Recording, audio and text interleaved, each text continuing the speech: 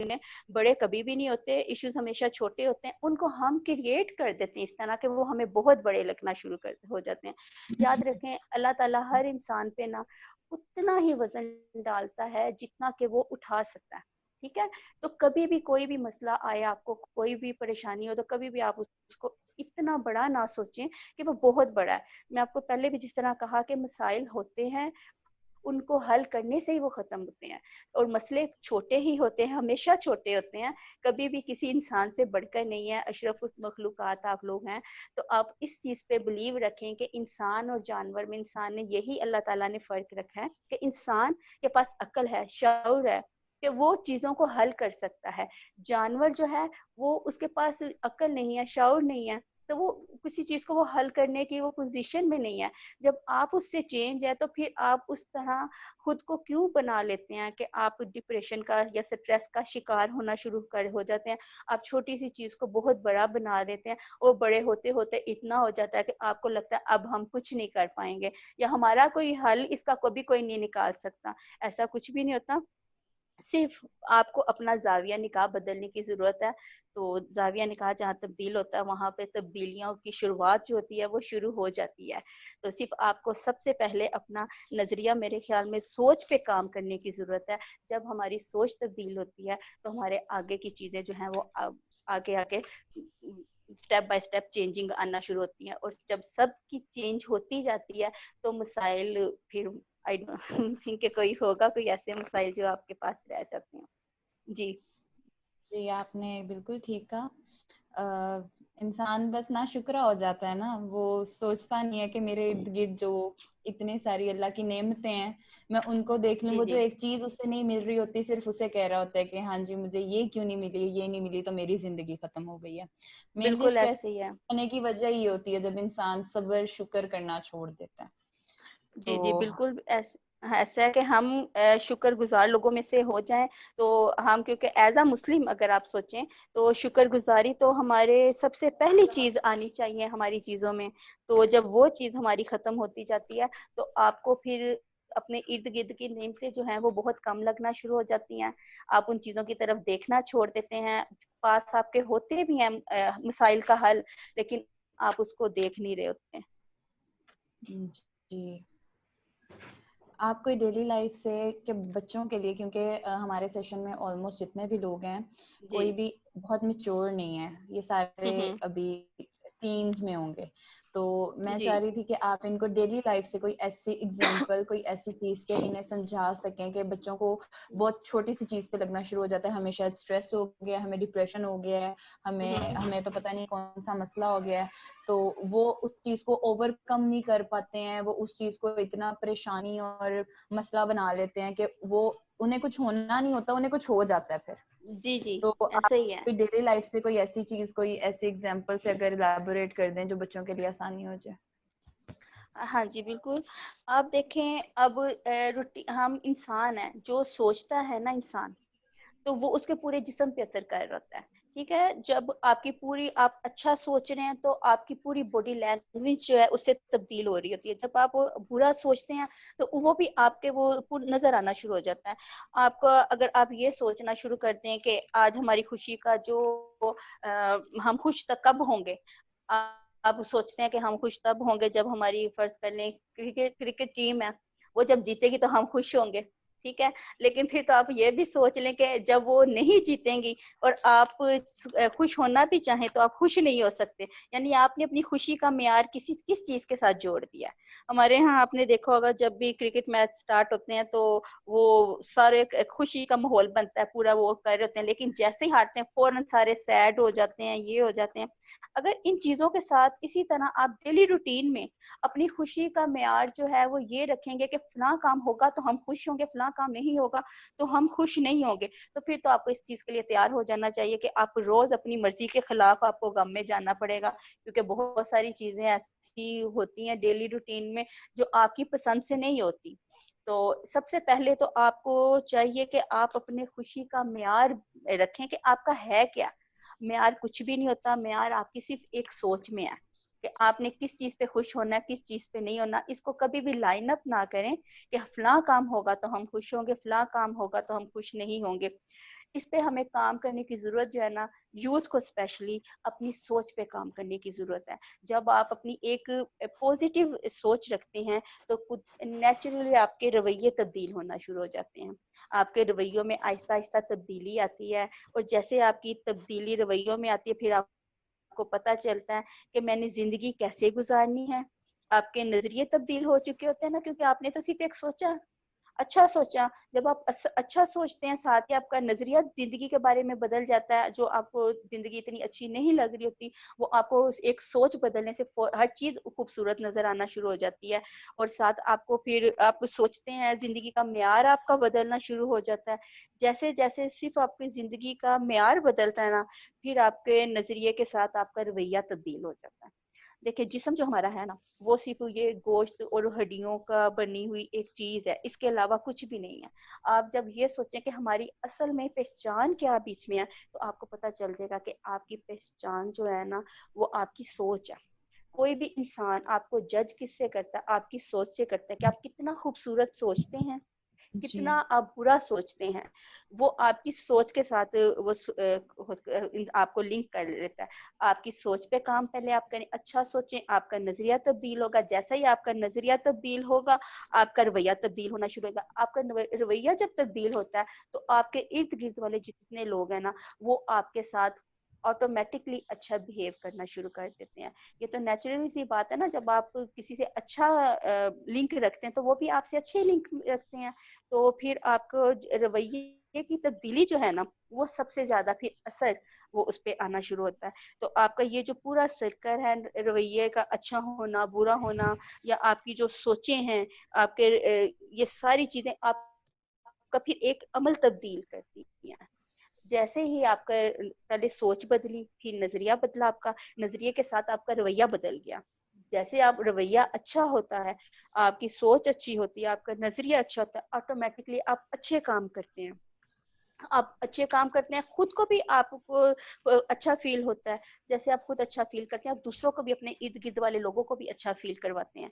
तो जब आप अपने इर्द गिर्द लोगों को अच्छा फील करवाते हैं, आपकी उनसे ताल्लुक अच्छा बनता है। आप उनके साथ अच्छे से रहना शुरू करते हैं। फिर असल मायनों में जो आपकी जिंदगी है ना, जिसे अल्लाह ताला ने जो एक नेमत बना के आपको दी होती, उसकी असल वैल्यू आपको पता चलती है कि असल में है क्या, हम दुनिया में आए और हमारा मकसद क्या है जिंदगी का। फिर आपकी लोगों के साथ अटैचमेंट बहुत सारी होती हैं, वो सारी आप उसको फुलफिल करते हैं। तो फिर आहिस्ता आहिस्ता जो है, वो आपकी जिंदगी खूबसूरत खुद ब खुद ही होना शुरू हो जाती है। फिर स्ट्रेस और डिप्रेशन जैसी चीजें क्या होती हैं, वो आपके आसपास बिल्कुल भी नहीं आती। तो आपको सबसे पहले फिर वही बात कि आपको काम करने की जरूरत है अपनी सोच पे। आप थिंक पॉजिटिव, डू पॉजिटिव, तो आप की जिंदगी हमेशा ही खूबसूरत थी, हमेशा से है और हमेशा ही रहेगी। मैम, जी। जैसे कि आजकल कंपटीशन स्टडीज के मामले में हर चीज को लेके बहुत हो गया है कि बच्चे कहते हैं कि जी से एडमिशन एमबीबीएस में एडमिशन नहीं हुआ तो बच्चों की जिंदगी खत्म है। इसके अलावा वो किसी फील्ड को प्रेफर नहीं करते हैं, या इंजीनियरिंग में नहीं हुआ उनके पेरेंट्स की एक सोच है। तो क्या ये चीज भी उनको स्ट्रेस और एंजाइटी में डाल देती है, या वो किसी कॉम्प्लेक्स का शिकार कर देती है उनको, या फिर वो उनको सर्वाइवल उनका मुश्किल कर देती है? इस चीज के बारे में थोड़ा गाइड कर दें कि जो बच्चे कंपटीशन के चक्रों में अपने आप को कमजोर कर बैठते हैं या स्ट्रेस का शिकार हो जाते हैं, फर्दर फोकस नहीं कर पाते, उनको हम किस तरह मोटिवेट कर सकते हैं कि वो जो भी फील्ड चूज करेंगे वो उसमें सक्सेस है? ये तो सही बात है। जाहिर बात है, जब हम स्टडी में आ रहे थे, हर बच्चे ने अपना एक प्लान किया हुआ था, मैंने ये बनना है। उसके लिए मेहनत उतनी करनी चाहिए। आप को हमेशा हमें ग्रेड्स में देखते हैं, इतने ग्रेड्स वाला बच्चा वो हायर एजुकेशन चला गया, और इतने ग्रेड वाला नहीं। बच्चों को बचपन से ही उनके एम्स पूछे, उनके क्या एम्स है, उसके हिसाब से उनको गाइड करें। पहले तो ये ड्यूटी पेरेंट्स की है। पेरेंट्स के बाद मैं कहूँगी टीचर्स का बहुत बड़ा रोल होता है इसमें, कि वो बच्चों को बता सकें कि आपको किस किस तरह से आप आगे अपने के जा सकते हैं। हमारे माशरे की जो एक सबसे बड़ी खराबी है ना, हम बच्चों को बुक्स का बंडल तो दे देते हैं कि आप ये लें, आप ये पढ़ना है, लेकिन उनको गाइड नहीं करते। उनको अच्छे से, हमारे यहाँ पे एक जो मैं बहुत ज्यादा शिद्दत से कमी महसूस करती हूँ, वो इस चीज की है कि हमारे यहाँ पे कि बच्चों को स्कूल, मेरे ख्याल में तो स्कूल लेवल से ही होना चाहिए कि बच्चों के आपको एम्स पर पूछें, उनको क्या बनना चाहते हैं, उस हिसाब से उनको बचपन से ही गाइड करना शुरू करें। तो ये चीजों की सब जो बेसिक हमारी शुरू से ही कमी चल रही होती है, फिर आगे जाके जब बच्चे आगे आते हैं तो उनके वही वो गोल वो अचीव नहीं कर पाते, क्योंकि उनकी पहले से ही स्टार्टिंग उनको पता नहीं होता कि हमने इस गोल को अचीव करने के लिए हमें, बहुत सारे बच्चे जब 9th 10th में आते तब वो साइंस सब्जेक्ट का वो सोचते हैं, हाँ जी हमने अब साइंस सब्जेक्ट रखना, हमने किस फील्ड में जाना, या मोस्टली ये सोचते हैं हम मैट्रिक करेंगे, हमारा जो रिजल्ट आएगा, कितने मार्क्स आएंगे, उसके बाद हम सोचेंगे कि हमने कौन सी फील्ड में जाना है। ये रवैया बहुत गलत है, बच्चों का भी और पेरेंट्स का भी, और बीच में टीचर्स का रोल आ रहे हैं। हाँ, क्योंकि बहुत सारे पेरेंट्स एजुकेटेड नहीं होते, वो इस चीज को नहीं समझ पाते, लेकिन ये ड्यूटी उस इस माशरे के हिसाब से ये टीचर्स की ड्यूटी है कि वो बच्चों को गाइड करें, उनको बताएं। उनको ये शुरू से बताना चाहिए कि आपने स्टार्टिंग से ही अपने गोल अचीव करने के लिए आपको कितने marks चाहिए, क्या आपने मेहनत कितनी करनी है। हम थोड़ा इजी वे में ले जाते हैं स्टडी को, जो बच्चे कुछ होते हैं बच्चे थोड़ा सा वो इस बात को जज्बाती तबीयतन, कुछ चीजें हमारी तबीयत में होती हैं, उसको कूल डाउन करना भी पेरेंट्स और टीचर्स का काम है। वो अगर बचपन में उनपे नहीं काम किया होता तो वो आगे जाके वो ज्यादा स्ट्रेस क्रिएट कर देते हैं, बच्चे खुद पे बहुत सारी चीजों को हावी कर लेते हैं कि अब हम ये हो गया तो अब क्या। जिंदगी कभी भी किसी एक चीज के ऊपर खत्म नहीं होती, ये एक जिंदगी का छोटा सा जुज होता है कि आप नहीं कर पाए काम, ठीक है, आप नहीं गोल एक अचीव कर पाए, आप सेकंड अटेम्प्ट करें, थर्ड करें, इन केस आप फिर भी नहीं कर सके तो जिंदगी बहुत मैं कहती हूँ वसी है। और इसमें अब तो पाकिस्तान और इससे बाहर भी आप किसी भी फील्ड में जाएं, बहुत सारी आपको फील्ड नजर आती हैं। तो जरूरी नहीं होता कि आपने, ठीक है आपने ख्वाहिश की, हर चीज हासिल करने के लिए नहीं होती। तो अगर आप एक गोल अचीव नहीं कर पाते, अगर एक बच्चा इस उसमें ये एबिलिटी नहीं है, तो उसको सबसे पहले तो आप एक्सेप्ट करना सीखें कि जिंदगी में हर चीज पेरेंट्स का काम, मैं तो कहूँगी ये बहुत बड़ा हमारे पेरेंट्स का रोल होता है जिंदगी में, हमको बहुत आगे लेके एक कामयाब शख्सियत बनाने में। जब पेरेंट्स अपना काम नहीं करते, टीचर्स अपना काम नहीं करते, वहां जाके हमें ऐसे बच्चे मिलते हैं कि जो खुद भी ये समझ ही नहीं पाते कि जिंदगी छोटी सी चीजों से, या नंबर कम आ गए, हम आगे नहीं जा पा रहे, हम फलां फील्ड में जाना चाहते थे, हम उस फील्ड में नहीं जा पा रहे। तो ये कभी भी ऐसा नहीं कि जिंदगी वहां पे खत्म हो जाती है। जिंदगी के बारे में बच्चों को सोचना चाहिए, खूबसूरत चीज है, अल्लाह ताला ने ये नेमत हमें दी है, तो हमें इस नेमत के साथ जीना सीखना चाहिए। आपको जो नहीं मिला आप दूसरी फील्ड में चले जाएं। आपने कभी भी किसी देखा होगा, जो बच्चे बहुत सारे, मेरे ख्याल में ऐसा नहीं होता कि सारे बच्चे मेडिकल फील्ड में जाना चाह रहे हो या इंजीनियरिंग में जाना चाहें तो वो चले भी जाए, बहुत सारे नहीं जाते, वो दूसरी फील्ड में जाते हैं और माशाल्लाह कामयाब बहुत सारे लोग हमें ऐसे मिलते हैं। उनकी कई मिसालें होती हैं कि वो पहला वही जो सोच एक बना दी गई, बुनियादी हमारी सोच कि फर्स्ट फील्ड आपकी मेडिकल फील्ड है, फिर सेकंड आपकी इंजीनियरिंग और दूसरी साइड फिर आप आगे चलते जाते हैं। तो ये एक माइंड सेट है, उससे बढ़ के इसकी कोई वैल्यू नहीं है। माइंडसेट इसको पहले तो खत्म करना पड़ेगा। बच्चों को हमेशा अपनी एबिलिटी के हिसाब से अपना माइंडसेट रखना चाहिए, उस पे काम पेरेंट्स और टीचर्स को करना चाहिए। और फिर आगे जाके अगर इन केस आप उस फील्ड में भी ना कर सकें तो आपको ये सोच लेना चाहिए कि जिंदगी कभी भी एक चीज पे खत्म नहीं होती। आप इसको एक खूबसूरत चीज समझे और आगे और फील्ड में जाएं। ये बच्चों के ना सिर्फ सोच बदलनी, मैंने आपको जिस तरह पहले कहा कि हमारी सोचों पे और हमारे रवैयों पे काम करने की हमें जरूरत है। तो वो जैसे ही तब्दील होते जाएंगे बाकी सारी तब्दीलियां स्टेप बाय स्टेप आगे बढ़ती जाएंगी। अच्छा, अब आप ही के आपने कहा कि बच्चों का माइंडसेट प्रॉपरली नहीं किया जाता, उनके इंटरेस्ट क्या है उससे हमें मतलब हम उन पे दबाव डाल देते हैं कि आपने डॉक्टर बनना है, आपने इंजीनियर बनना है। अगर किसी को आर्ट्स में इंटरेस्ट है तो उसके पेरेंट्स उसे प्रेशराइज करना शुरू कर देते हैं कि नहीं बेटा आपने तो बनना ही इंजीनियर है, अगर लड़की है तो नहीं तुमने बनना ही डॉक्टर है, नहीं तो तुम्हारा रिश्ता कैसे होगा। बहुत बड़ा एक बच्चों के ऊपर प्रेशर होता है। ये मेनली मुझे लगता है कि पेरेंट्स अपने बच्चों को अक्सर डॉक्टर इसीलिए बना रहे होते हैं, स्पेशली बेटियों को, कि उनके अच्छे रिश्ते होंगे। अगर बच्चों को स्कूल्स में आजकल प्राइवेट स्कूल्स में जाए, वहां पे बच्चों की काउंसलिंग बहुत अच्छी हो रही है। जो एक नॉर्मल स्कूल होता है या गवर्नमेंट स्कूल में चले जाओ, वहां पे बच्चों की काउंसलिंग नहीं कर रहे होते। तो बच्चे खुद कैसे डिफरेंशिएट इस चीज में करें कि हमें इस फील्ड में जाना है या हमें उस फील्ड में जाना है। वो तो उनके लिए तो मसला होगा ये। उन्हें जब एक चीज के लिए काउंसलिंग ही नहीं दी जा रही कि आपका इंटरेस्ट किस चीज में है, क्योंकि स्कूलिंग इसीलिए स्टार्टिंग में होती है ना कि आप बच्चे का इंटरेस्ट देखते हैं, आप उस जो जिस चीज में उसका इंटरेस्ट होता है आप उसे उस फील्ड की तरफ भेजते हैं। तो हमारे तो यहाँ पे ऐसी काउंसलिंग ही नहीं हो रही, तो फिर कैसे बच्चा अपनी फील्ड चूज करे कि हाँ मुझे इंटरेस्ट किस चीज में है। कितने लोग ऐसे होते हैं जिन्हें अपनी डिग्री चले जाते हैं। देखें, बच्चों, मैंने आपको जिस तरह कहा कि जिस माशरे से हमारे लोगों का ताल्लुक है, वहाँ पे एक फैमिली बाउंडिंग होती है हमारी। वहाँ पे हमारे पेरेंट्स, हमारे दोस्त, हमारे कई आसपास रहते लोग, वो आपको गाइड करते रहते हैं। पेरेंट्स का पर काम ये, आजकल के पेरेंट्स को मैं यही कहूंगी कि वो थोड़ा कम सोचते हैं। कई जगह पे मैं देखती हूँ काफी माशाल्लाह तब्दीलियां आ रही हैं, नजर भी आ रही हैं। लेकिन कई जगह पे ये ज्यादा मसाइल वहां पे होते हैं जहाँ पे आप अपने बच्चों को निग्लेक्ट करते हैं, बच्चे देखते नहीं, आप उनको कर नहीं रहे होते। बच्चे ब्रिलियंट है आजकल, बहुत है माशाल्लाह, इनको बताने की जरूरत तो आजकल बहुत सारी चीजों की नहीं होती।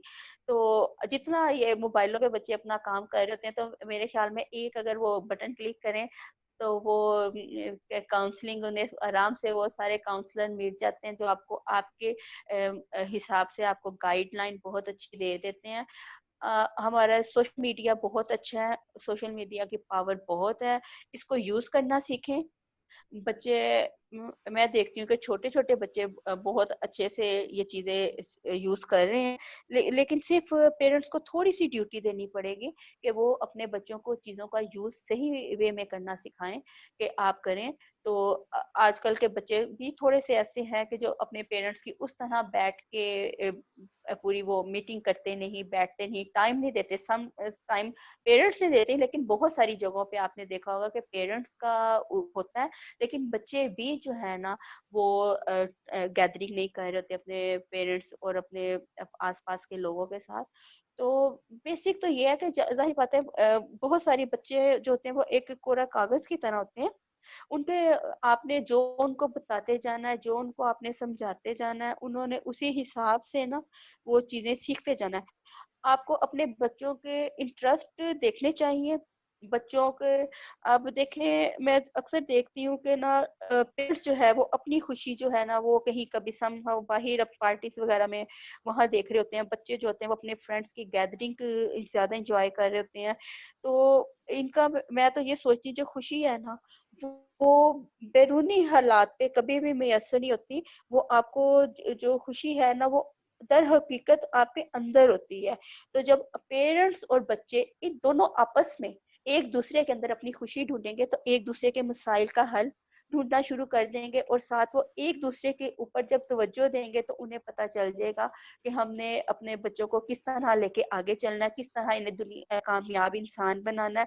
या बच्चे जो होते हैं कभी अपने पेरेंट्स को वो करें कि हमने अपने आइडियलाइज करना है, इन्हीं को करना है, या अपने कहीं करीबी कहीं हमारे होते हैं उनको रिश्तेदार होते हैं, कहीं आपके मिलने वाले फैमिली फ्रेंड्स होते हैं, या और भी बहुत सारे लोग होते हैं, आप आइडियलाइज करते हैं। जब आप किसी को आइडियलाइज करते हैं तो उसका मकसद सिर्फ ये नहीं होता कि आप किसी शख्स को आइडियलाइज करते हैं और उसके पास बहुत सारी आपने पिक्स देख ली और बहुत सारे उसके वो न्यूज देख ली और आपने कहा ले जी हम तो इनको आइडियलाइज। उसका मतलब ये होता है, आप ये देखें, बच्चों की, मैं कहूंगी यहाँ पेरेंट्स के साथ बच्चों की भी ड्यूटी है कि वो जब किसी को आइडियलाइज करते हैं कि हमने ऐसा बनना है, तो उनकी पूरी आप देखेंगे वो किस तरह यहाँ तक पहुंचे, उनकी कामयाबियों का सफर कैसा था, उनकी कामयाबियां कभी भी किसी के भी लिए इतनी आसान नहीं होती। जिस तरह जिंदगी के कहते हैं कि जिंदगी कांटों भरी सेज है, तो दर हकीकत ये सेज कांटों भरी ही है। अगर आप ये सोचें कि जिंदगी में आपके हकीकतों का सामना नहीं करना पड़ेगा, हर तरफ आपको खुशियां खुशियां मिलेंगे, हर टास्क इतना ही इजी होगा, आपको कोई मसाइल का सामना नहीं करना पड़ेगा, तो ऐसा तो कभी भी नहीं होता। फिर दुनिया में और जन्नत पाने की ख्वाहिश जो है ना, वो थोड़ी कम हो जाएगी।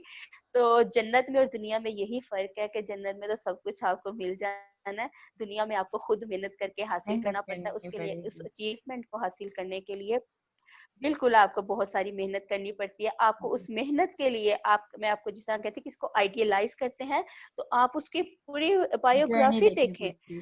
हाँ जी, जी, आप उसकी आप पूरी देखें कि जर्नी वो देखना किस पड़ती है। तरह, हाँ जी, आप देखें कि किस तरह वो उस मुकाम तक पहुँचे, तो दुनिया में आपको बहुत सारे वो ऐसे लोग मुहैया हो जाएँगे कि जो आपको पता चल जाएगा कि इतनी आसानी से ये जगह नहीं मिलती, थोड़ी मेहनत करनी पड़ती है, और मेहनत के बाद उसका सिला देने वाला अल्लाह है, वो अल्लाह की ज़ात है, और वो ज़रूर आपको उसका सिला अच्छा। देते हैं।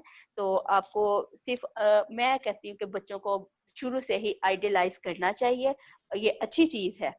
आइडियलाइज़ करें, उनको देखें कि दुनिया में कामयाब लोग जो हैं वो किस तरह कामयाबी तक पहुँचे, उनकी ज़िंदगी में आसानियाँ होती हैं, लेकिन हर आसानी के पीछे कोई मेहनत होती है, बहुत सारे लोगों की काविशें होती हैं, बहुत सारे लोगों का साथ होता है, तो तब आप किसी एक कामयाब इंसान को उसकी पूरी शख्सियत को कामयाब बनाते हैं।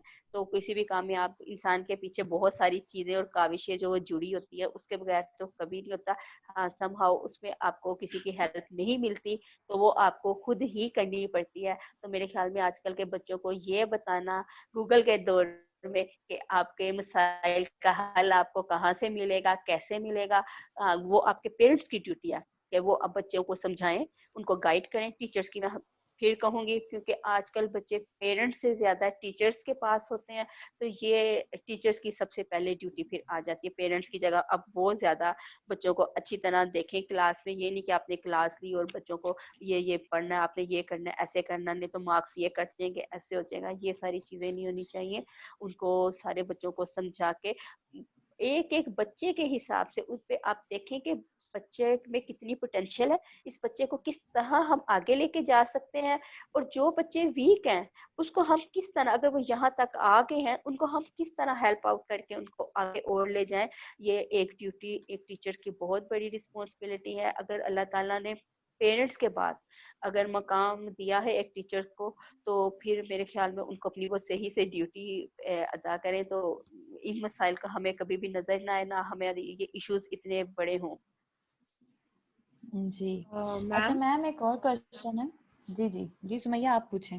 कि जैसे आजकल बच्चे जो है पेरेंट्स से इतना डिस्कस नहीं करते हैं कुछ भी, अपनी मुश्किलें, अपनी छोटी छोटी बातें, अपनी छोटी छोटी खुशियाँ, वो चीज़ें अपने अंदर रखते हैं या वो शेयर करते हैं अपने उन, मतलब जैसे बाहर के, जैसे फॉर एग्जांपल मैं हूँ, मेरे पास खुशी है लेकिन मैं वो चीज़ें अपने पेरेंट्स के साथ शेयर नहीं कर पाती, या शेयर करना चाहती हूँ लेकिन नहीं हो पाती है। मैं वो चीज़ें शेयर कर लेती हूँ अपनी फ्रेंड्स के साथ, उनसे शेयर करके उनके साथ खुशी मना के आई एम डन।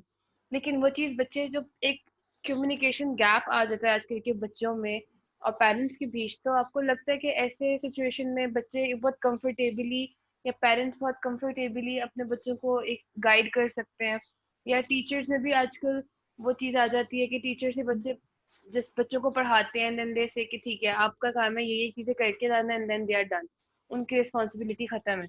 कि टीचर्स की रिस्पॉन्सिबिलिटी सिर्फ स्कूल एंड कॉलेजेस तक है, और घर में बच्चे जो हैं वो अपना काम करते हैं, they are into their own world, उनके पास इतना स्पेसिफिक टाइम नहीं है कि अपने पेरेंट्स को जाएं, उनसे कुछ चीजें शेयर करें। तो ऐसे दौर में हम क्या कर सकते हैं उनको उस चीज की तरफ या पेरेंट्स की तरफ?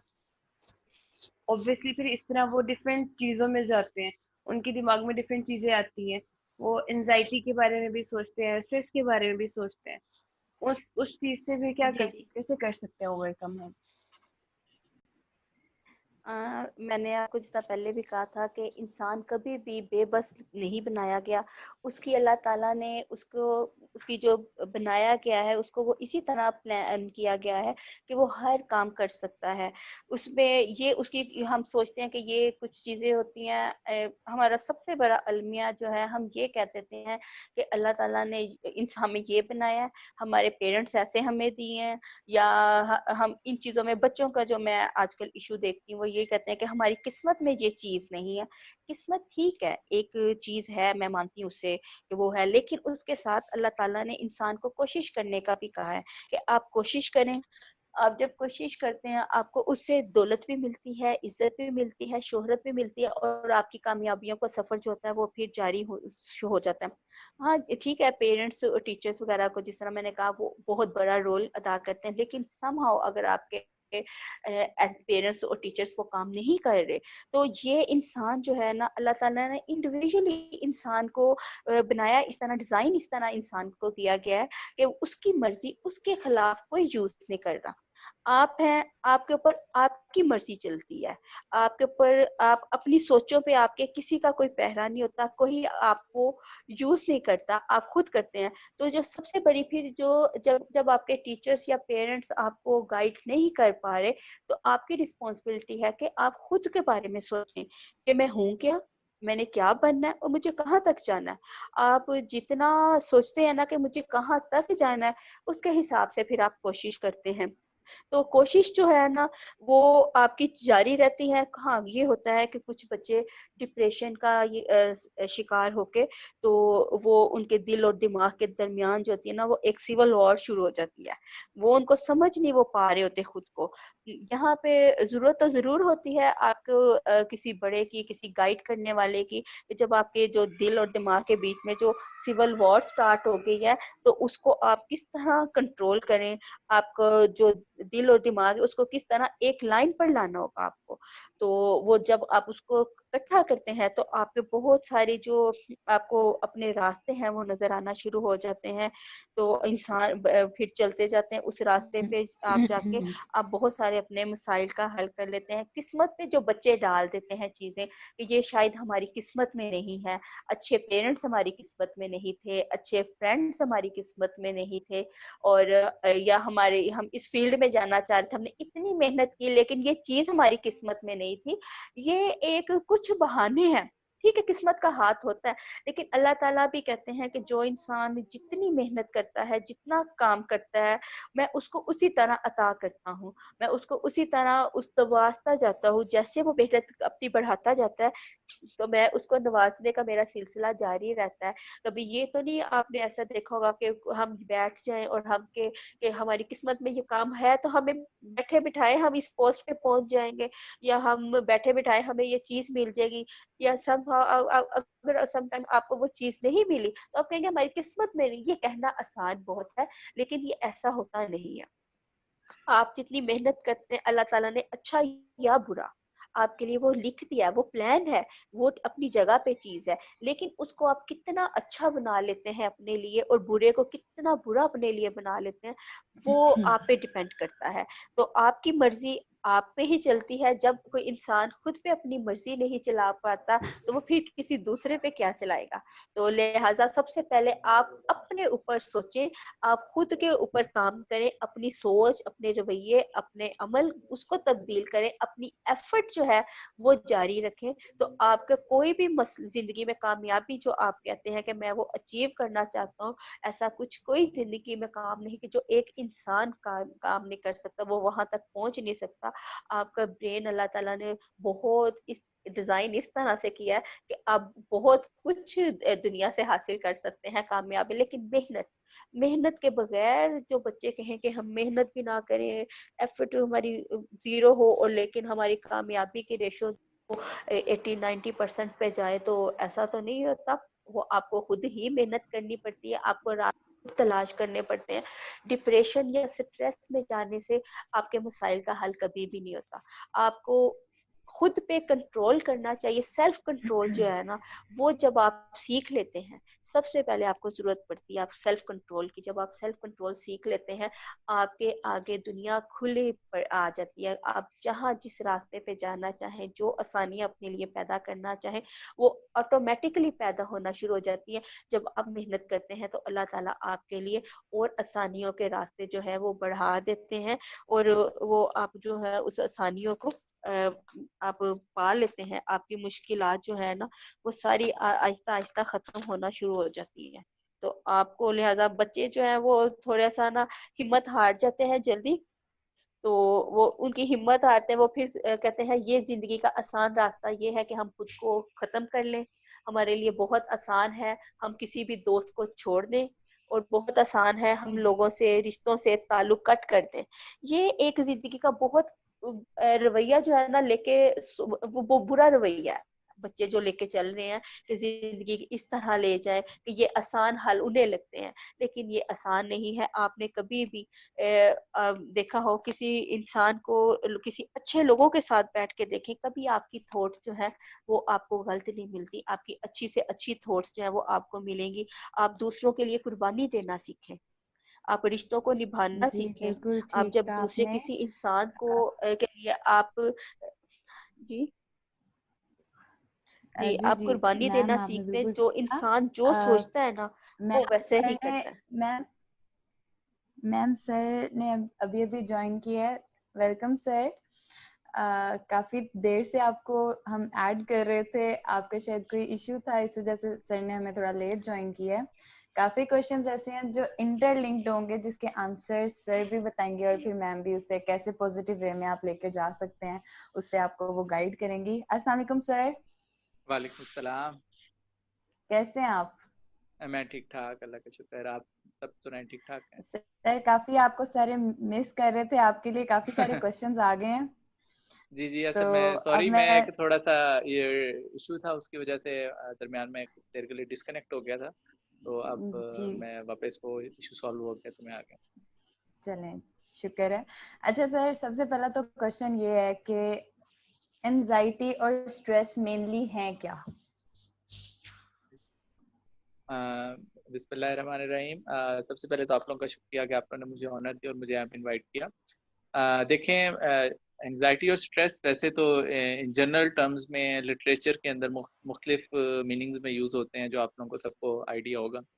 लेकिन मेडिकल की टर्मिनोलॉजी में स्ट्रेस और एंजाइटी जो है, ये जो मेडिकल में हम लोग फील्ड में यूज़ करते हैं, उसमें इनका जो नोयत है वो थोड़ी सी डिफरेंट है। उनकी जो मीनिंग्स हैं वो बिल्कुल लिटरेचर की तरह के नहीं है। सबसे पहले जो स्ट्रेस है, स्ट्रेस बेसिकली हम किसी भी ऐसी इवेंट को कहते हैं जो हमारी बॉडी के जो नॉर्मल फिजियोलॉजी है उसको डिस्टर्ब करे। वो स्ट्रेस जो है वो किसी भी किस्म की हो सकती है। वो फॉर एग्जांपल किसी दिन गर्मी ज्यादा है, ये भी एक स्ट्रेस है। किसी दिन सर्दी ज्यादा है, ये भी एक स्ट्रेस है। आप डिहाइड्रेटेड हो, ये भी एक स्ट्रेस है।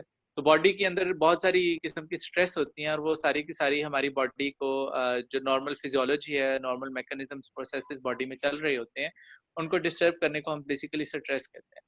लेकिन आज का जो सेशन जिस स्ट्रेस से रिलेटेड है वो बेसिकली उसे हम मेडिकल की टर्मिनोलॉजी में साइकोलॉजिकल स्ट्रेस कहते हैं। साइकोलॉजिकल स्ट्रेस ये कहते हैं कि हर इंसान की नॉर्मल साइकोलॉजी, और वो जिस साइकोलॉजी के साथ नॉर्मली अपनी ज़िंदगी को बिहेव कर सकता है, उसकी रूटीन के अंदर कोई एक ऐसा इवेंट जो है वो आ जाए जो कि उसकी साइकोलॉजी को डिस्टर्ब करे। वो स्ट्रेस जो है वो एग्जाम्स का भी हो सकता है, वो स्ट्रेस किसी करीबी जो है इंसान की मौत का भी हो सकता है, वो स्ट्रेस जो है वो कोई और इवेंट किसी फेलियर का भी हो सकता है। तो ये एक जनरल टर्म है। स्ट्रेस होना, स्ट्रेस आना, ये एक इवेंट है जो कि किसी भी इंसान पे, हर नॉर्मल इंसान की ज़िंदगी में बहुत सारे स्ट्रेस आते हैं, और हर इंसान की ज़िंदगी में थोड़े से स्ट्रेस होते हैं। स्ट्रेस को हम ऐसे डिजीज़ नहीं कंसीडर करते, इसको हम कोई एबनॉर्मेलिटी नहीं कहते। स्ट्रेस एक नॉर्मल बंदे की ज़िंदगी का हिस्सा है कि उसकी ज़िंदगी में मुख्तलिफ किस्म के स्ट्रेस आते हैं। लेकिन जो दूसरी टर्म है anxiety, anxiety is basically a psychiatric disease. ये एक नफ्सियाती बीमारी है। एंग्जायटी को अगर मैं आम अल्फाज में या सिंपल टर्म्स में जो है वो करना चाहूँगा डिस्क्राइब, तो एंग्जायटी का मतलब होता है एग्जैचरेटेड फियर या एक किसी चीज से इंसान को बहुत ज्यादा फियर जो है वो क्रिएट हो जाए, तो उसको हम एंग्जाइटी कहते हैं। एंग्जाइटी की बहुत सारी टाइप्स होती हैं।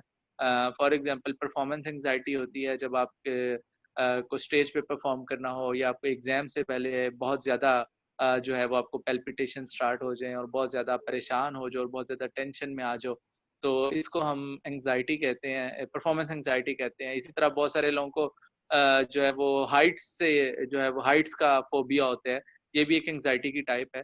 तो एंग्जाइटी बेसिकली किसी भी चीज़ के एग्जैजरेटेड फियर को, वो फियर किसी किस्म का भी हो सकता है वो फियर इस चीज़ का हो कि मैं एग्जाम में फेल हो जाऊंगी, या इस चीज़ का फियर भी हो सकता है कि मुझे जो है मेरे घर वाले छोड़ के चले जाएंगे, या मैं जो है मेरे रिश्तेदारों में से कोई जो है वो बीमार हो जाएगा। कोई भी फियर जब अपनी नॉर्मल लिमिट से निकल के एग्जैजरेट हो जाता है और वो हमारी नॉर्मल लाइफ को जो है वो अफेक्ट करना शुरू कर देता है, तो उसको हम एंग्जाइटी कहते हैं। तो स्ट्रेस और एंग्जाइटी लिटरेचर के अंदर या आम जनरल डिस्कशंस के अंदर चूंकि एक ही मीनिंग्स में यूज होते हैं, तो वो बहुत सारे लोग इन्हें एक ही मीनिंग में यूज करते हैं, लेकिन बेसिकली मेडिकल की टर्मिनोलॉजी में ये दो अलग-अलग टर्म्स हैं और दोनों की अलग-अलग एक्सप्लेनेशन। अच्छा सर, अब एंजाइटी एक आपने कहा साइकोलॉजिकल है, ठीक है, और लेकिन माइंड में अगर आता है तो वो इस तरह से हो जाता है कि इंसान उसे डिफरेंशिएट नहीं कर पाता है। अगर एक इंसान को, अब वो कैसे डिफरेंशिएट करेगा कि मुझे इस टाइम स्ट्रेस हो रहा है, या मुझे इस टाइम एंजाइटी हो रही है, या मैं इस टाइम पैनिक किस चीज से हो रहा हूँ, क्या मसला हो रहा है, उसे वो डिफरेंशिएट खुद कैसे कर सकता है कि मुझे इस चीज को कैसे हैंडल करना है। उसके लिए तो उसे डिफरेंशिएट करना पड़ेगा ना। तो ऐसी कौन सी उसकी स्टेट्स बनेंगी जिसमें वो उसे डिफरेंशिएट कर सकता है? जी अच्छा, देखें, एक बाकी डिटेल्स में बाद में जाऊंगा, लेकिन एक बहुत बेसिक सा प्रिंसिपल जो है वो आप ज़हन में रखें। जो साइकोलॉजिकल हमारे डिसऑर्डर्स हैं, इनके जो डायग्नोसिस होते हैं, मतलब हम किसी पेशेंट को कहना कि ये साइकेट्रिक पेशेंट है, ये इस तरह नहीं होता कि हम हर एक पेशेंट को साइकेट्रिक पेशेंट लेबल कर देते हैं, बल्कि साइकेट्रिक डिजीजेस जो होती हैं उनकी जो डायग्नोसिस है, उनके अंदर जो सबसे बेसिक चीज, जो बेसिक ऑब्जेक्टिव होता है जिसको असेस किया जाता है, वो ये होता है कि पेशेंट, देखें, एक नॉर्मल बंदे को गुस्सा भी आता है, नॉर्मल बंदा परेशान भी होता है, नॉर्मल बंदा लो भी हो जाता है किसी दिन, नॉर्मल बंदा बहुत ज्यादा खुश भी होता है। ये सारी चीजें हमारे नॉर्मल जिंदगी का हिस्सा है। आपकी जिंदगी में स्ट्रेस आती है, आप स्ट्रेस्ड होते हो, आप परेशान हो जाते हो, आप डर जाते हो, आप गुस्सा आ जाता है, आप टेंशन में आ जाते हो। ये सब चीजें नॉर्मल, एक इंसान की जिंदगी में अगर कोई इमोशंस नहीं है, वो बिल्कुल उसकी जिंदगी में सेम एक ही लेवल पे वो चल रहा है, तो ये एक एबनॉर्मेलिटी है। इंसान की साइकोलॉजी अल्लाह ताला ने इस तरह से तरतीब दी है कि कभी वो हाई होता है, कभी लो होता है, कभी वो एक्साइटेड होता है, कभी डिप्रेस्ड होता है। ये सारी चीजें इंसान की जिंदगी का हिस्सा है, लेकिन इनको हम साइकेट्रिक डिजीज उस वक्त लेबल करते हैं जब ये इतनी ज्यादा हो जाए कि कोई भी हमारा इमोशन जब वो अपनी इतनी एग्जैजरेटेड फॉर्म में आ जाए कि वो हमारी normal day to day activities को अफेक्ट करना शुरू कर दे, तो फिर हम उसको जो है वो लेबल करते हैं कि ये कोई साइकेट्रिक डिसऑर्डर है। फॉर एग्जांपल, मैं आपको एग्जांपल देता हूँ। एक पेशेंट है जो जिसके साथ कोई बुरा इवेंट हुआ है और वो उसकी वजह से 2-3 दिन जो है वो थोड़ा सा डाउन उसने फील किया, और वो जो है उसका ना खाने पीने को दिल कर रहा था किसी चीज का, लेकिन 2-3 दिन के बाद वो दोबारा से जॉब अपने पे जाना शुरू कर दिया, या उसने दोबारा से यूनिवर्सिटी जाना शुरू कर दिया है, कॉलेज जाना शुरू कर दिया, और वो अपनी रूटीन्स में वापस आ गया है। तो इसको हम नॉट, ये this is not an abnormal thing, ये एक नॉर्मल थिंग है। जब आपके घर में कोई मसला होता है, या आपकी फैमिली में या आपके फ्रेंड्स में कोई इशू होता है, तो आप उसकी वजह से थोड़ा सा डाउन फील करते हो। ये बिल्कुल नॉर्मल चीज है, it's not an abnormal thing, ठीक है। लेकिन अगर वो बंदा किसी एक इवेंट को लेकर इतना ज्यादा डाउन हो कि फिर वो जॉब पे भी ना जाने के बहाने ढूंढे, वहां से भी छुट्टियां करना शुरू कर दे, यूनिवर्सिटी ना जाए, और सारा दिन जो है वो बिस्तर में पड़ा रहे, कोई उसे कोई काम कहे तो वो ना काम कर सके, और ये वो सारी चीजें, तो फिर हम इसको कहेंगे कि ये जो है ये प्रॉपर डिप्रेशन का जो है वो पेशेंट है, और इसके लिए फिर इसका ट्रीटमेंट जरूरी है। इसी तरह एंग्जाइटी में भी हर बंदे को हाइट से खौफ आता है, ठीक है, लेकिन अगर एक पेशेंट जो है वो हाइट पे जाके उतना ज्यादा डरना शुरू हो जाए कि उसकी सांस फूलना शुरू हो जाए, और उसकी दिल की धड़कन बहुत ज्यादा तेज हो जाए, और वो बिल्कुल बेहोश होने वाला हो जाए, और बिल्कुल उसके आंखों के आगे अंधेरा आना शुरू हो जाए, कि वो हाइट्स पे जाना ही उसके लिए बहुत ज्यादा उसकी तबीयत खराब होना शुरू हो जाए, तो हम इसको फिर लेबल कर देंगे कि this is the type of anxiety in which there is the fear of heights. इसी तरह एक स्ट्रेस है, आप फॉर एग्जांपल किसी वजह से परेशान हैं या किसी वजह से स्ट्रेस्ड हैं, लेकिन वो स्ट्रेस जो है वो इतनी ज़्यादा नहीं है कि आपकी नॉर्मल एक्टिविटीज़ मुतासिर हो। फॉर एग्जांपल एक बंदा है जो अपनी normal day to day activities भी परफॉर्म कर रहा है, लोगों से मिल-जुल भी रहा है, लोगों ने भी उसके अंदर कोई ख़ास चेंज महसूस नहीं की और वो अपने एक्टिविटीज़ के अंदर भी अच्छा परफॉर्म कर रहा है। तो उसके एग्ज़ाम्स जो हैं उसके अंदर उसके मार्क्स अच्छे आ रहे हैं, मतलब अपनी रोज़ाना उठता है, अपनी day to day activities perform करता है। तो लेकिन वैसे वो किसी वजह से स्ट्रेस में है, तो इसको हम सिंपल कहेंगे कि ही इज स्ट्रेस्ड या शी इज स्ट्रेस्ड। लेकिन अगर वो उसकी स्ट्रेस इतनी ज़्यादा बढ़ जाती है कि वो स्ट्रेस की वजह से वो जो है वो परेशान रहने लग जाता है, लोगों से मिलने से डरने लग जाता है, या वो हर वक़्त जो है वो किसी न किसी डर में मुब्तला रहता है कि हाय मेरे साथ ये ना हो जाए, मेरे साथ ये ना हो जाए, और उसकी वजह से वो कोई काम ही नहीं कर पाता, उसके अंदर हिम्मत ही नहीं पड़ती कि मैं ये काम करूँ, क्योंकि वो उसके अंदर फ़ियर्स इतने ज़्यादा जो है वो जमा हो जाते हैं। तो इसको फिर हम एंग्ज़ायटी लेबल कर सकते हैं। तो बेसिक जो मोटा-सा असूल है, जो एक बेसिक आप जिस सेल्फ डायग्नोसिस अगर आप करना चाहें, तो आप ये सिंपल जो कसौटी है जिसकी बुनियाद पे आप ये परख सकते हैं, वो ये है कि जो मेरी इमोशंस हैं, क्या वो इतने ज़्यादा एग्ज़ैजरेट तो नहीं हो गए कि वो मेरी पूरी लाइफ़ पे हैवी हो गए और मेरी डे टू डे एक्टिविटीज़ को भी अफ़ेक्ट कर रहे हैं। अगर तो इमोशंस इतने ज़्यादा हैवी होके इतने ज़्यादा एग्ज़ैजरेट हो गए हैं, तो फिर हम उसको एब्नॉर्मैलिटी डिक्लेयर करेंगे और फिर उसके लिए हमें प्रॉपर ट्रीटमेंट किसी प्रोफेशनल से लेना पड़ेगा। ओके सर, एक क्वेश्चन ये है, जैसे कुछ लोगों का आप कह रहे हैं हाइट फोबिक होते हैं, उनको कुछ वाटर फोबिक भी होते हैं। फॉर एग्जांपल मैं हूँ, मुझे एलिवेटर टाइप चीज से होता है, मैं उसमें नहीं जाती हूँ, मुझे उससे डर लगता है। ठीक है, अब इसकी कोई खास वजह नहीं है, but still I am scared to use elevators. लोग कुछ कहते हैं जी ये फोबिक नहीं है, ये ओवरकम हो जाता है, बट ये चीज मेरे पास फॉर अ लॉन्ग टाइम है, लेकिन इस चीज को ओवरकम नहीं कर पाते हैं लोग। ठीक है, जैसे मैं ओवरकम नहीं कर पाती। ठीक है, इसी तरह बात ये है कि जी हम लोग ज्यादातर लोग आ रहे होते हैं कि लोग अपनी चीजों को, अपने पॉइंट ऑफ व्यू को लेकर क्लियर होते हैं, but they are confuse regarding being a phobic person, कि वो उस चीज के फोबिक है, and being a stress out person, कि वो स्ट्रेस में आके वो चीजों को उस तरह लेने लग जाते हैं।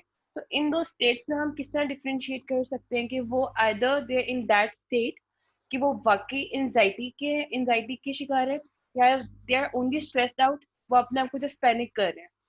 तो इन दो चीजों में डिफरेंशिएट इजीली कैसे कर सकते हैं, या इसको ओवरकम कैसे कर सकते हैं? देखिए, डिफरेंशिएशन में सबसे पहला और सबसे इम्पोर्टेंट स्टेप तो ये होता है कि आप जो है वो उसका ड्यूरेशन जो है वही हमें काफ़ी हद तक बता देता है। जो स्ट्रेस होती है वो ऑलवेज टेम्परेरी होती है। टेम्परेरी से मुराद ये नहीं कि वो 1 घंटे में खत्म हो जाएगी। टेम्परेरी से मुराद है कि 4 दिन, 5 दिन, 6 दिन, 7 दिन, मैक्सिमम 1-2 हफ्ते में खत्म हो जाती है।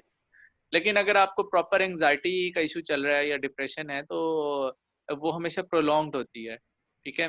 तो एक सबसे पहला डिफरेंशिएटिंग फैक्टर तो ड्यूरेशन है कि अगर तो एक चीज़ है, आप एक इवेंट आया, फॉर एग्जांपल आप एक एग्जाम में फेल हो गए हो, तो उसके बाद आप थोड़ा-सा लो फील करते हो, आप 1-2 हफ्ते थोड़ा-सा परेशान में रहते हो, टेंशन में रहते हो। तो लेकिन उसके बाद आप दोबारा से ठीक हो जाते हो, आपकी जैसे-जैसे टाइम आगे बढ़ता है, आप मूव ऑन कर जाते हो, लाइफ में इधर-उधर बिज़ी हो जाते हो। तो ये सिंपल स्ट्रेस है, इसको हम कोई साइकियाट्रिक एब्नॉर्मैलिटी डिक्लेयर नहीं कर सकते। लेकिन अगर अगेन वही बात है कि स्ट्रेस इतना ज़्यादा प्रोलॉन्ग कर जाए, इतना ज़्यादा एग्जैजरेट हो जाए कि उसकी वजह से आपकी वो एक लंबे अरसे के लिए चलना शुरू कर दे। मतलब आपका एग्ज़ाम में फेल हुए आपको जो है वो 3 महीने हो गए हैं, लेकिन अभी तक आप डाउन ही फील कर रहे हो, या अभी तक आप परेशानी फील कर रहे हो, या आपका जो है वाइवा जो है वो अभी 10 दिन बाद है, लेकिन आप अभी से उसके लिए बहुत ज़्यादा टेंशन फील करना शुरू कर दिया आपने और बहुत ज़्यादा फ़ियर हो गया आपको। या जिस तरह अभी आपने खुद एक एग्ज़ाम्पल दी एलिवेटर्स की, कि एक होता है कि आप एलिवेटर में आप किसी एलिवेटर में गए हो और एलिवेटर के अंदर जो है वो आप बहुत ज़्यादा रश था, या वहाँ पे कोई ऐसा शख्स था या ऐसा बंदा था या ऐसा बंदी थी जिसको देख के आपको जो है वो थोड़ा-सा टेंशन क्रिएट होगी या परेशानी होगी। तो ये एक नॉर्मल चीज़ है, लेकिन अगर आप जब भी एलिवेटर में जाओ, चाहे आप अकेले हो, चाहे वहाँ कोई हो या ना हो, वहाँ 1 बंदे हों या 10 बंदे हों और आप हर दफ़ा फ़ील कर रहे हो, तो फिर हम इसको जो है वो, और ये ठीक नहीं हो रहा, मतलब ये नहीं हो रहा कि आप 1-2 दफ़ा हुआ है तो उसके बाद ख़त्म हो गया है। बल्कि प्रोलॉन्ग हो रहा है, मतलब आप 3 महीने बाद, 4 महीने बाद, साल में जब भी एलिवेटर में जाते हो तो आपको यही फील होता है। तो इसका मतलब है कि ये स्ट्रेस नहीं है, ये जो है एक एंग्जाइटी जो है उस साइड पे जा रही है चीज़। तो इसके लिए जो है प्रॉपर ट्रीटमेंट जो है वो फिर लेना चाहिए। बाकी जहाँ तक बात है, ये तो डिफरेंशिएटिंग फीचर है, तो इसमें सबसे इम्पोर्टेंट चीज़ ड्यूरेशन होती है।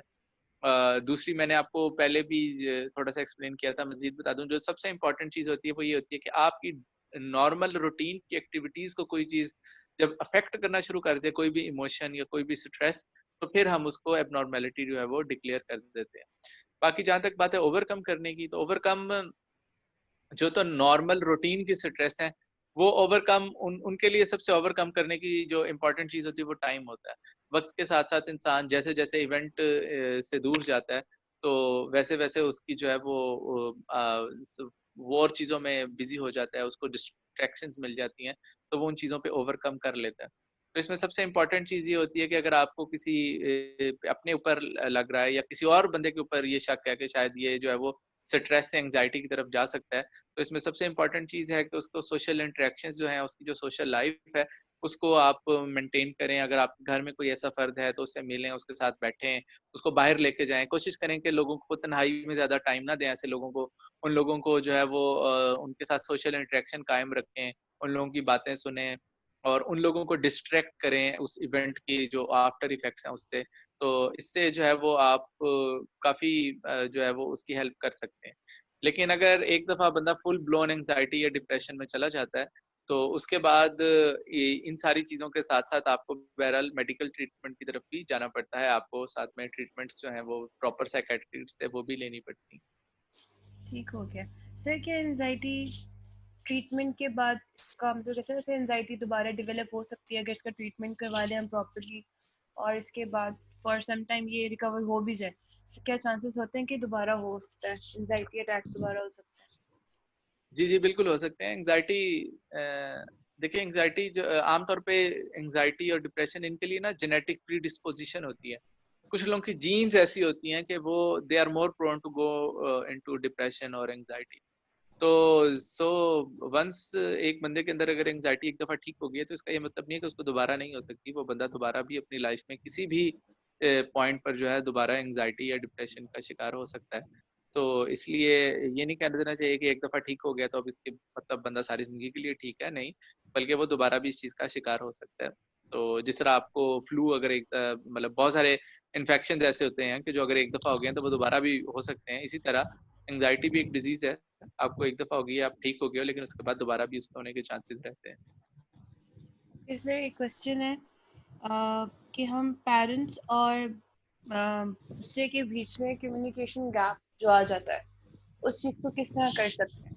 क्योंकि समटाइम बच्चे होते हैं जो शायद टेंशन में आ जाते हैं या जो अपनी बात को ओपनली अपने पेरेंट्स के सामने नहीं रख पाते हैं, somehow वो अपने पेरेंट्स से बातें छुपाने लग जाते हैं, वो नहीं बताते, ना वो अपनी खुशी शेयर करते हैं ना वो अपनी परेशानी। उस चीज़ को हम किस तरह वो उनको गाइड कर सकते हैं या फिर उनको हम somehow उनको गाइड कर दें कि हम किस तरह कम्युनिकेशन गैप को खत्म कर सकें उनके बीच से, ताकि एटलीस्ट वो अपनी परेशानी या अपनी मुश्किलें अपनी उनकी दिल की बात रख सके अपने पेरेंट्स के सामने। अच्छा देखें, कम्युनिकेशन गैप जो है ना जनरेशन्स के दरमियान, वो हमेशा से एग्जिस्ट करता है। ये पहली जनरेशन से लेके आज की जनरेशन तक जो जनरेशन गैप्स हैं पेरेंट्स और बच्चों के दरमियान या ग्रैंड पेरेंट्स और बच्चों के दरमियान, ये एक गैप हमेशा से एग्जिस्ट करता है। हमारे और हमारे पेरेंट्स के दरमियान भी एग्जिस्ट करता था, हमारे पेरेंट्स और उनके पेरेंट्स के दरमियान भी एग्जिस्ट करता था। तो इसलिए इस लेकिन हमारे सोसाइटी के अंदर जो खास तौर पे मसला है वो ये है कि हमारी सोसाइटी में ये गैप बहुत ज़्यादा है उसकी, और ये गैप बहुत ज़्यादा होने की वजह से हमारी सोसाइटी के अंदर बहुत सारे इश्यूज जो हैं वो क्रिएट होते हैं। तो जहाँ तक बात है इस कम्युनिकेशन गैप को ख़त्म करने की, तो देखें सबसे जो पहला काम हम लोग कर सकते हैं वो ये है कि हम अपने एंड पे कम्युनिकेशन गैप ख़त्म करें। अपने एंड पे कम्युनिकेशन गैप करने का ख़त्म करने का मतलब ये नहीं होता कि आप मतलब जब आप किसी कम्युनिकेशन के अंदर होते हो तो हमेशा ये बाइलैटरल कम्युनिकेशन होती है, मतलब दोनों तरफ से कम्युनिकेशन होती है। अगर हम अपने पेरेंट्स हमारे पेरेंट्स हमारी बातें नहीं सुनते, तो हमें भी अपने पेरेंट्स की बातें एब्सर्ड लगती हैं। हमें भी अपने पेरेंट्स की बातें रिडिकुलस लगती हैं। हमें लगता है ये ओल्ड स्टाइल के लोग हैं, ओल्ड जनरेशन के लोग हैं, ये तो ऐसे हैं, ये तो वैसे हैं, इनको कुछ पता ही नहीं है आज की दुनिया का। तो हम कम्युनिकेशन गैप हम भी जनरेट कर रहे होते हैं, जितना पार्टिसिपेट वो कम्युनिकेशन गैप में कर रहे होते हैं हम भी कर रहे होते हैं। तो सबसे पहले तो हम अपने एंड पे कम्युनिकेशन गैप खत्म करें। अपने एंड पे कम्युनिकेशन गैप खत्म करने का मतलब ये है कि सबसे पहले आप अपने पेरेंट्स को सुने, आप अपने पेरेंट्स की बातों को सुने और उनको जज किए बगैर सुने, उनको जो है वो एनालाइज किए बगैर सुने, उनको क्रिटिक दिए बगैर सुने, क्रिटिकल होकर उनकी बातों को ना सुने। फॉर एग्जाम्पल आपके पेरेंट्स हैं, वो आपको जो है वो आपकी फॉर एग्जांपल मैं एक आम सी एग्जांपल देता हूँ घरों में कि आपकी अम्मा है, वो जो है वो अपनी ससुराली रिश्तेदारों की जो है वो कुछ उनके बारे में कुछ गॉसिप्स करती हैं। तो या फिर वो है कि वो आपकी खाला है या आपके जो फैमिली में लोग हैं, वो उनके बारे में कोई बातें करती हैं। तो आप हम लोग क्या करते हैं कि अम्मा इस तरह की बातें करने लगी, हम फौरन रोक देते हैं कि अम्मा ये आप क्या कह रही हैं, आप मतलब सोचना चाहिए, वो ये है, वो है, वो आप इस दुनिया से मतलब आप थोड़ी मैच्योर हो जाएं, ये है, वो है। तो जब हम इस तरह की बातें करते हैं तो हमारे पेरेंट्स भी फिर अगली दफा हमसे चीजें शेयर नहीं करते। तो सबसे पहले अपने पेरेंट्स को ये स्पेस दें कि वो आपके साथ चीजें शेयर कर सकें। देखें, हमारे लिए सबसे अहम जो चेंज होती है वो ये होती है कि हम अपने एंड पे क्या कर सकते हैं। तो हम अपने एंड पे सबसे इम्पोर्टेंट काम तो ये कर सकते हैं कि हम अपने पेरेंट्स को स्पेस दें। हमारे अब्बा जान है, अगर फॉर एग्जांपल आपके अब्बा जान किसी और पॉलिटिकल पार्टी को पसंद करते हैं, आप किसी और पॉलिटिकल पार्टी को पसंद करते हैं, तो आप कोई मत आप अपने अब्बा जान को इस चीज का मौका देंगे, वो आपके साथ अपने व्यूज शेयर करें। आपकी अम्मा जान की चॉइसेस आपसे बिल्कुल डिफरेंट है, ठीक है, तो आप उनकी चॉइसेस को सुने। मतलब जरूरी नहीं कि आप उनसे एग्री करें, लेकिन आप उनको सुने, आप उनको शेयरिंग की कैपेसिटी दें। जब आप अपने पेरेंट्स को शेयरिंग की कैपेसिटी देंगे, आप उनके पास बैठेंगे, उनसे रोजाना बातें करेंगे, जब वो आपसे अपनी दिल की बातें शेयर करेंगे, तो अल्टीमेटली एक ऐसी स्पेस क्रिएट होगी जिसके अंदर आपको भी ये मौका मिलेगा कि आप अपनी बातें शेयर कर सकें। जब आप अपने पेरेंट्स की बहुत सारी बातें सुनेंगे, उनसे सुनेंगे, तो उससे एक ट्रस्ट का जो एक ऐसा एक कम्युनिकेशन ऐसी डेवलप होगी कि उसके अंदर आप जो है वो भी उनके साथ जो बहुत सारी चीजें शेयर कर सकते हैं। बाकी जहाँ तक बात है कि बहुत सारी चीजें बहरहाल पेरेंट्स के लिए हमें टोन डाउन करनी पड़ती हैं। मैं ये नहीं कहूँगा कि पेरेंट्स जो है वो बिल्कुल ठीक है। हमारे सोसाइटी के अंदर पेरेंट्स का बहुत बड़ा फॉल्ट है कि वो अपने बच्चों को नहीं सुनते, अपने बच्चों को स्पेस नहीं देते, और उनके बच्चे उसके नतीजे में एक गलती करते हैं और वो घर वालों से डर के घर वालों को नहीं बताते, और उसके नतीजे में वो बहुत अरसे के लिए, बहुत देर के लिए जो है वो उस परेशानी का शिकार रहते हैं। मतलब मैंने तो बहुत सारे ऐसे केसेस खुद सुने हुए हैं कि एक बच्चे से गलती हो गई है, और वो गलती जो है वो सिर्फ इस वजह से चूंकि के घर उसके पेरेंट्स तक ना पहुंच जाए, तो वो बच्चा उस गलती के नतायज जो है वो बाद में भुगतता रहा है। फॉर एग्जांपल, मतलब एक बच्चा है बाहर, एग्जांपल दे रहा हूँ, गाड़ी पे गया है और गाड़ी उससे जो है वो किसी बच्चे को लग गई, और उस बच्चे को जब वो लगी तो उस बच्चे को वो टांग टूट गई है, वो जख्मी हो गया।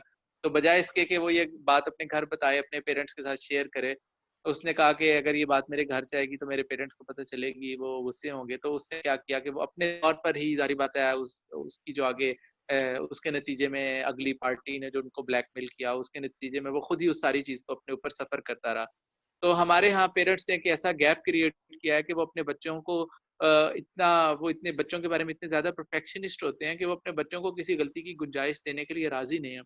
मतलब हमारे पेरेंट्स अपने बच्चों को ये स्पेस नहीं दे सकते कि वो कोई बाहर जाके कोई गलती कर लें। हालांकि इंसान अपनी गलतियों से सीखता है, हमारे पेरेंट्स ने अपनी जिंदगी में गलतियां की हैं, हम भी अपनी जिंदगी में गलतियां कर करके बड़े होते हैं, लेकिन हमारे पेरेंट्स हमें वो स्पेस नहीं दे सकते, तो कि जिसके थ्रू हम चीजें शेयर करें।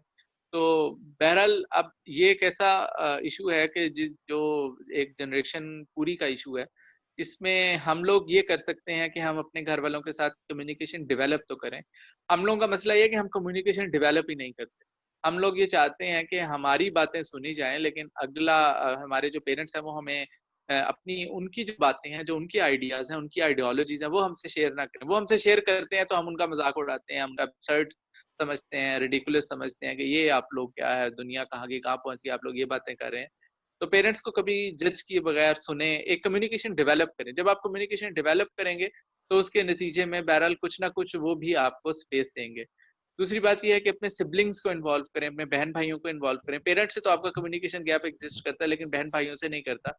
अपने से बड़े बहन भाई जो हैं उनके साथ एक कम्युनिकेशन डेवलप करें। तो बहरहाल आप बारिश का पहला कतरा बने, अपने घर के अंदर कम्युनिकेशन का एक सिस्टम डेवलप करें। बैठ के बात करना शुरू करें, चाहे डिनर पे छोटी मोटी बात, एक दूसरे के साथ रोजाना 1-2 घंटे गपशप करने के लिए टाइम निकालें। अगर आप लोग के लिए बैठना मसला है, हर एक की रूटीन फर्क है, तो कम से कम अपने घर का एक व्हाट्सएप ग्रुप बनाएं जिसके ऊपर सारे रोजाना कोई ना कोई बात आपस में एक दूसरे से शेयर कर रहे हैं। बाकी अल्टीमेट हल इसका तो यही है कि कल को जब आप लोग सब पेरेंट्स बने तो अपने बच्चों को कम्युनिकेशन की स्पेस दें। हर जनरेशन यही कहती है कि हमारे पेरेंट्स, उनको अपनी से ऊपर वाली जनरेशन से बहुत शिकवे होते हैं, लेकिन जब वो खुद माँ बाप बनते हैं तो वो अपने बच्चों को जो है वो अपने बच्चों के मामले में बिल्कुल वैसे ही परफेक्शनिस्ट बन जाते हैं और अपने बच्चों को शेयरिंग की जो है वो स्पेस नहीं देते। तो इसका अल्टीमेट हल तो यही है कि जब आप पेरेंट्स बने तो आप अपने बच्चों को शेयरिंग की स्पेस दें, अपने घर के अंदर एक कम्युनिकेशन जो है वो लाउंज डेवलप करें जिसके अंदर सब लोग अपनी अपनी बातें कम्युनिकेट कर सकें। ठीक है सर। सर एक क्वेश्चन है कि क्या बच्चों में एंजाइटी डिसऑर्डर हो सकता है? अगर तो हो सकता है तो उसको किस तरह हम ओवरकम कर सकते हैं, ट्रीट कर सकते हैं? छोटे बच्चों के अंदर बिल्कुल एंजाइटी हो सकती है और एंजाइटी देखना पड़ता है। मैंने आपको पहले एंजाइटी की बहुत सारी टाइप्स हैं, बहुत सारे फोबियाज हैं जिनको हम एंजाइटी कहते हैं। एक फिर तो उसमें फिर हमें देखना पड़ेगा कि बच्चे आमतौर पर, बच्चों के अंदर जो फियर्स होते हैं वो परफॉर्मेंस के हवाले से, परफॉर्मेंस एंजाइटी बहुत कॉमन है बच्चों में कि छोटे बच्चों को जब आप स्टेज पे भेजते हैं तो वो स्टेज पे गाने से डरते हैं और फेलियर ऑफ जो है फेलियर का जो उनको फियर होता है, तो वो परफॉर्मेंस एंजाइटी बच्चों में बहुत कॉमन है। तो बच्चों के अंदर एंजाइटी जो है वो इस लिहाज से खतरनाक भी होती है कि बच्चों के अंदर एंजाइटी आम तौर पर बहुत जल्दी विजिबल नहीं होती, क्योंकि बच्चे आमतौर पे हमें लगता है कि डर रहे हैं किसी चीज से, हमें आमतौर पे लगता है कि बच्चे जो है वो ऐसे ही होते हैं सारे, बच्चों की बातों को कोई सीरियस नहीं लेता ना। तो इस वजह से छोटे बच्चों के अंदर एंजाइटी जो है वो बहुत कॉमन है। तो उसमें कुछ चीज़ें जो है वो आप कुछ सिम्टम्स ऐसे हैं, कुछ अलामत ऐसी हैं जिनको देखकर आप ये गेस कर सकते हो कि आया ये बच्चा जो है वो एंजाइटी का शिकार है तो नहीं। एक तो ये कि बच्चे जो हैं उनकी जो कोई भी साइकेट्रिक इलनेस है उसकी सबसे पहली जो उनकी आती है उसका सबसे पहले जो इफेक्ट आता है, उसका सबसे पहले जो उनका असर नज़र आता है वो उनकी डाइट में, उनकी एपेटाइट में और उनकी एक्टिविटी में आता है। अगर एक बच्चा अचानक से जो है उसने खाना-पीना बहुत कम कर दिया या बहुत ज़्यादा कर दिया है नॉर्मल से, तो बहरहाल ये एक हमारे लिए अलार्मिंग साइन होता है कि इसके अंदर कोई एब्नॉर्मैलिटी हो सकती है। इसी तरह एक बच्चा जो है वो अगर उसकी एक्टिविटी का लेवल अचानक बहुत कम हो गया, वो नॉर्मल खेलता था, अचानक वो अब सारा दिन पड़ा रहता है बेड पे और कोई खेलता नहीं है, या उसने अचानक उसके ग्रेड्स जो हैं वो गिरना शुरू हो गए हैं, अचानक उसने जो है वो स्कूल के टेस्ट में परफॉर्म करना कम कर दिया। तो ये सारे अलार्मिंग साइंस होते हैं बच्चों में जिनसे हम गेस कर सकते हैं कि बच्चा जो है वो किसी एंग्जायटी या डिप्रेशन का शिकार हो सकता है। बहुत सारे बच्चे जिनको स्कूल्स के अंदर बुलिंग का निशाना बनना पड़ता है, वो बच्चे वो एंग्जायटी में चले जाते हैं और वो फिर स्कूल जाने से डरने लग जाते हैं और वो स्कूल जाने के लिए, ना जाने के लिए नए-नए बहाने ढूँढते हैं, कभी बीमार हो जाएँगे, कभी कुछ हो जाएँगे। तो ये सारे अलार्मिंग साइन्स होते हैं जिनको देखकर हम बच्चों के अंदर एंग्जायटी को कर सकते हैं।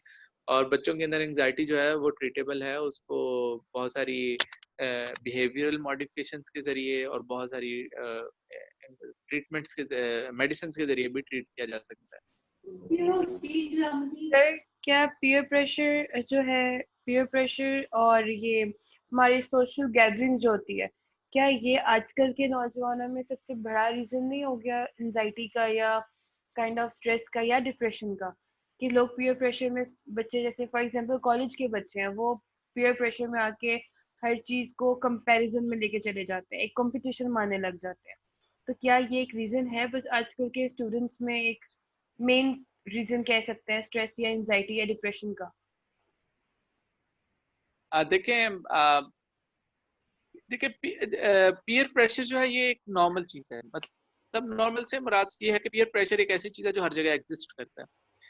असल हमारी जनरेशन में इशू पीयर प्रेशर का नहीं है, हमारी मतलब पीयर प्रेशर हमेशा से एग्जिस्ट करता है। पीयर प्रेशर एनिमल्स के अंदर एग्जिस्ट करता है, ह्यूमंस तो बात की चीज है, एनिमल्स के अंदर भी पीयर प्रेशर एग्जिस्ट करता है।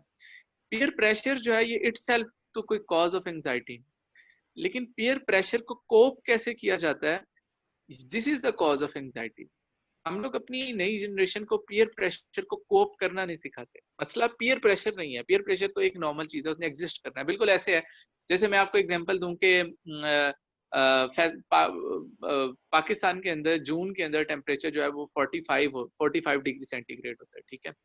अब टेम्परेचर पाकिस्तान के अंदर से हमेशा से 45 डिग्री सेंटीग्रेड ही होता है। तो हम ये कहें कि इसकी वजह से पेशेंट्स को हीट स्ट्रोक हो जाता है, तो इसमें वेदर का कसूर नहीं है, इसमें कसूर हमारा है।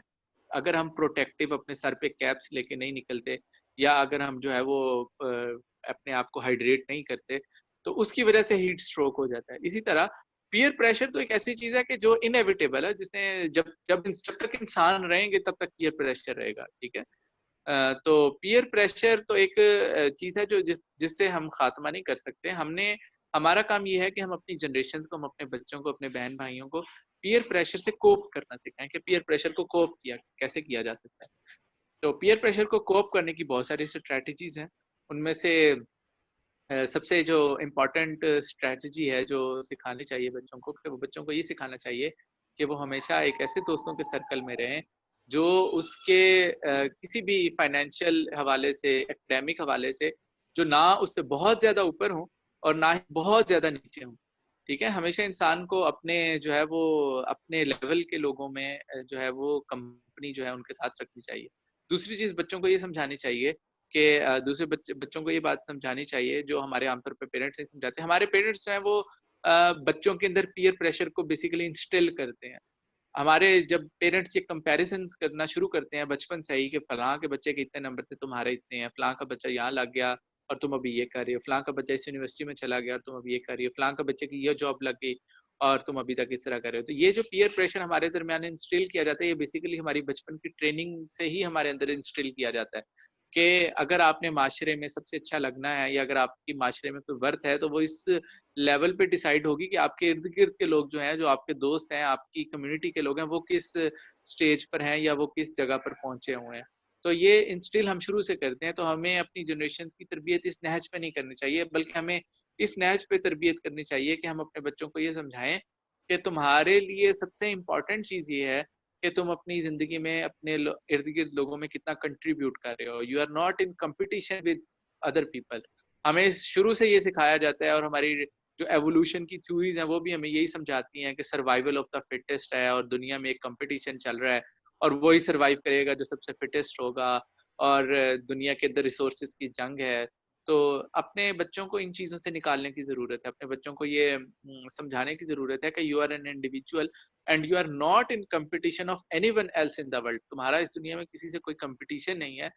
तुमने अपने इर्द गिर्द एक सर्कल है जिसके अंदर तुमने पॉजिटिविटी क्रिएट करनी है, जिसके अंदर तुमने अपनी सर्विसेज देनी है।